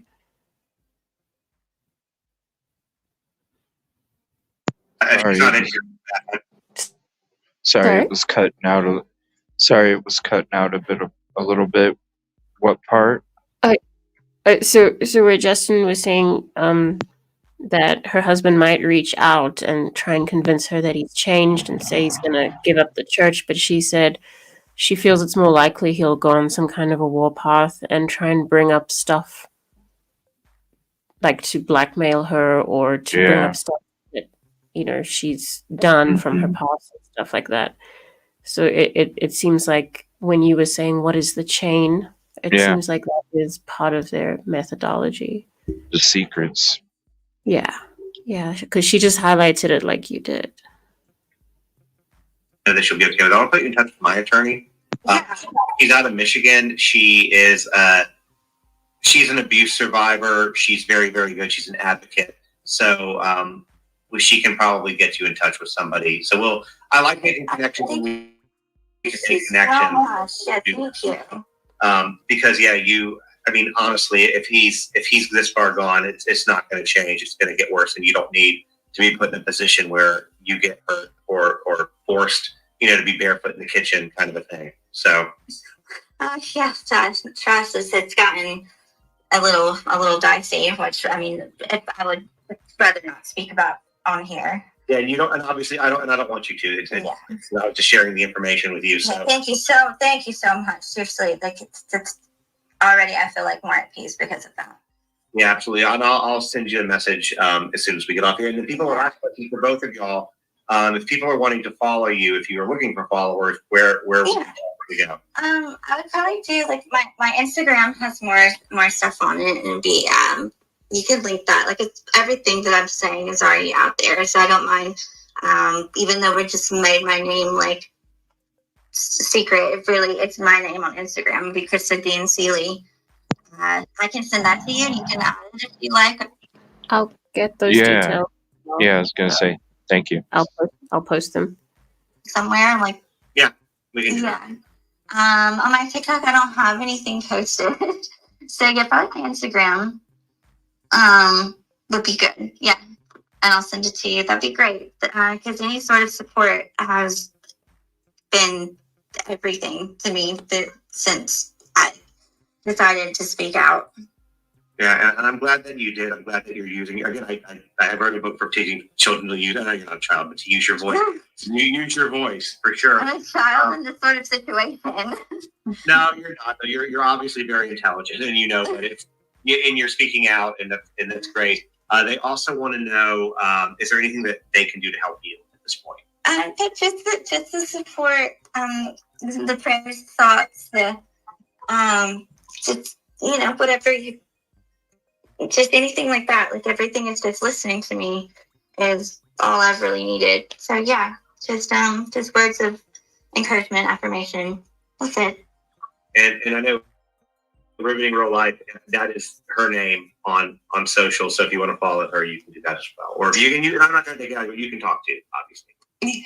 No, that's fine. I also wanted to just see if you wanted to touch on something that I thought was also important about what happened this afternoon after the service about the resigning. Yeah, I also thought that was an important thing. Yeah, after the sermon this morning, every last minister resigned and the church closed down, and they packed up the church in U-Hauls before the funeral. And only 20 people went to service this morning when there's normally like hundreds. So interesting. Yeah. That's really interesting. The church is closed at this point. Then. Yeah, it's closed. It's closed. And when there's normally two services. There's always two services every Sunday, and they're always packed. And for the fact only 20 people showed up today is insane. And then my husband called me and he tells me that it looks like JP did it and everybody has resigned, and that he feels horrible for supporting him. And then he talks to JP for 5 minutes later, and then he's back on the bandwagon, which is exactly. So they still are supporting him. They're just not doing the church anymore right now. Yes, they're not. So they're still, even though. So the way she explained it to me was, even though they believe that he is guilty, in whatever manner that he has caused the death of her, whether he paid somebody to do it or not, whatever that may be, that he is more powerful than that, and that the world is more deserving of him versus his crime. Exactly. Yeah. And I'm gonna say this. Let's just say that she did take her own life. Okay, let's just play this for a moment out. Yeah. I would argue that he's still responsible for her death. Yeah, right. But that's another angle that a lot of people are hitting at too. Because you have some people who are going the route where I'm going every route, but then you have the other people who are like, his abuse over this many amount of years that has been documented, and there's witnesses and testimony that his treatment made her commit that, so therefore he's responsible, which legally they can be legally addressed. So yeah. In terms of what they're saying there, if he was, like she was saying earlier, he was admitting that it was his goal to get her to rock bottom so that she could return to the church. Is that not showing some kind of intent to demean her to that point? I mean, he was actually talking about it. Maybe he didn't know how far it would go, but it seems like it was still a goal if that's what happened, right? Yeah, get them to the point where they're breaking. Yeah. So then you can control and... That is intent. Yeah. Yeah. I mean, that kind of, for years and, of that kind of abuse and manipulation, it's it might not be, he might not have pulled, and I'm not saying that he didn't, because but he's still responsible, even if it was just the in a secondary passive but inducing nature. Interesting. I agree. Well, my understanding, because I had reached out to her sister today and spoke to their family's attorney as well. And my understanding from the attorney is that main media, like your mainstream media, is going to be talking to them tomorrow. Yeah. So we'll probably get a lot more information. And I think we're trying to set up something to have the sister on here. Yeah. Right the day it happened, like the sister had reached out to like one of my friends to talk to me. At that point, I was too scared, so I didn't respond. Because it's, like you're a little bit scared right when someone dies like that. So yeah, especially when you're dealing with the players in this. And yeah. So I'm glad that she's that you're like working with her too, because she just needs it. Yeah, and they do need, and I told her, because I know that they still. There's some financial obligations that they're going to have there that's going to be hard, right? Absolutely. I told her that I'm need to let you share the story, but I was like, you have to do it. If I go on and say the story, it's not going to be as impactful as you being here telling the story about your sister. Yeah, no. Like, I mean, I have two sisters. I could imagine something like that happening to them. Yeah. I'm curious. Sorry, I just wanted to mention, because people can't see what I can see, so they're talking about like the day before or that day, but this is May 6th, this video. So it's not a recent video. They were mentioning in the comments earlier about that the affidavit was released, or an affidavit was released. I saw that. If you have access to see if that's accurate or what it potentially says. I don't know. I can try to Google, but I don't know if I'll find it where. I'm assuming maybe Kyler would have that before anybody. Yeah, I could reach out. My guess. Yeah, I could reach out to Kyler and ask them. Okay. So I will find out, and I'll do an update on that. I'll send them a message right after we get off of this, and then I can let you know. Awesome. All right. Well, I really appreciate you guys coming on tonight and talking about this. I know that there's a lot of bravery that goes along with it. But I appreciate you sharing your story. Yeah, thank you so much. It's definitely not been easy, but I really am forever grateful for the platform to be able to talk about what I've been really like burdened with for a year, and just really hoping that her death doesn't go in vain. I don't think the internet's going to let that happen. Honestly, even if he gets away with it, or he's found to not be responsible for it, might be a better way of wording that. The court of public opinion has already made their decision on him, and it's not going to be pretty. So you have his group of people that support him, but that's going to be all he's left with. Yeah, like that. People don't really forget that easy, and their gut instinct really is the thing that sticks even after they don't remember the details of the story. Yeah, exactly. And there's a lot of cases like that. So this one will be no different. It's too strange. It's too bizarre. And I have a feeling that even if they can't get him on murder charges, there's probably going to be some other stuff. And that is another reason why I'm sharing what I know about like the other things too. Just trying to get any information out there that could do something. So I appreciate that confirmation as well. Right. If anything else, that Micah, or her passing shed light on all of this. Yeah. So Absolutely. Light. So I think that's a positive. It's, if nothing else, people, when you hear domestic violence, or domestic abuse, people think of physical hitting, and I don't know if we know that he has assault charges. Yeah, I know that was definitely said. Yeah, but even if he didn't, the emotional abuse, the financial abuse, the sexual abuse, that all was worse, and after that amount of years, the ones that don't leave scars, those tend to, or the scars where you can't see them. Those tend to be worse. And so if nothing else, if this story causes one person to get out of a situation like that, i.e. you, then her death hasn't been in vain.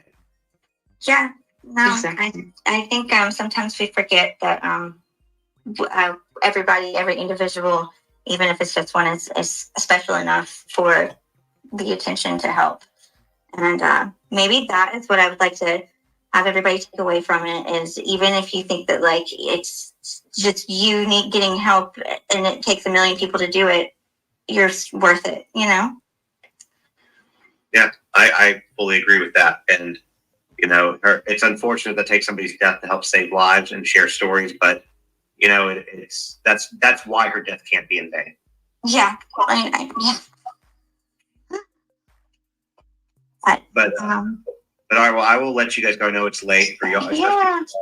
But I appreciate it. And yeah, I'll message you with that information I told you about here in a moment. Yeah, thank you so much. And y'all have a great night and have a good day tomorrow. And I hope everybody also has a good day that's watching. And real quick, somebody saying the Dark Hive has paperwork on TikTok. I'm guessing the affidavit, so we might want to check there too. Definitely. Yeah, I'm going to do that too. All right. Well, thank you guys for tuning in. You know, share the story, obviously, and trust me when I tell you, there's going to be a lot more to come to this. So, all right. Good night. Have a good night.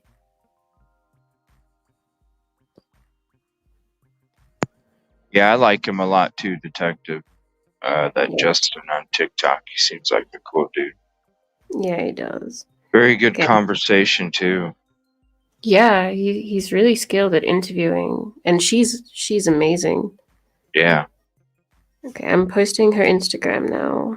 I have to do everything one at a time on the phone, sorry. It's okay. Yeah, drop it in Discord for us too. Okay. I'm gonna reach out to her tomorrow. Yeah. It's pretty interesting. Do Instagram names have an @ before them?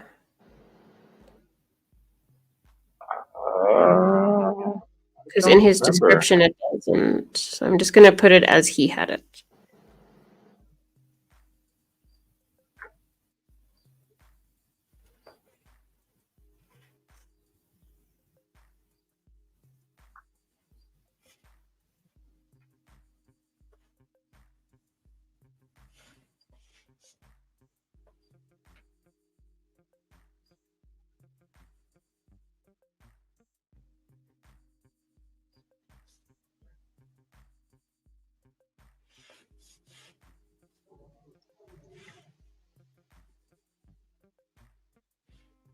Yeah, that's a good combo. Very. So, I don't have a notification set for tomorrow. I'll do that in the morning. Well, obviously it's morning now, but I'll do that.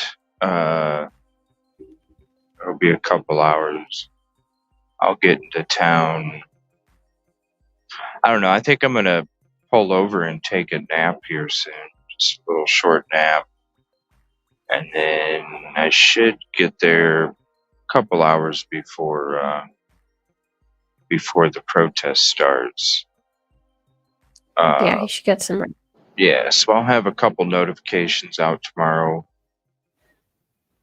One of them will be for the protest, and then the other one's going to be some more exploring stuff. So. Sounds good. But I am going to look for a spot that I can take a nap. I want to say thank you all for hanging out tonight. Appreciate it. Hope my trip go a little quicker. Still got a few more hours. But it's about that time of the drive where I'm going to take a little nap. Okay, good. Appreciate you guys. See you guys tomorrow. Justice for Micah. Justice for Sebastian. Justice for Idaho 4. All those cases we talked about tonight. Thank you very much. Thank you, Rosie. Appreciate you. You're welcome. We'll see you all tomorrow. Good night, everybody. Good night, everyone.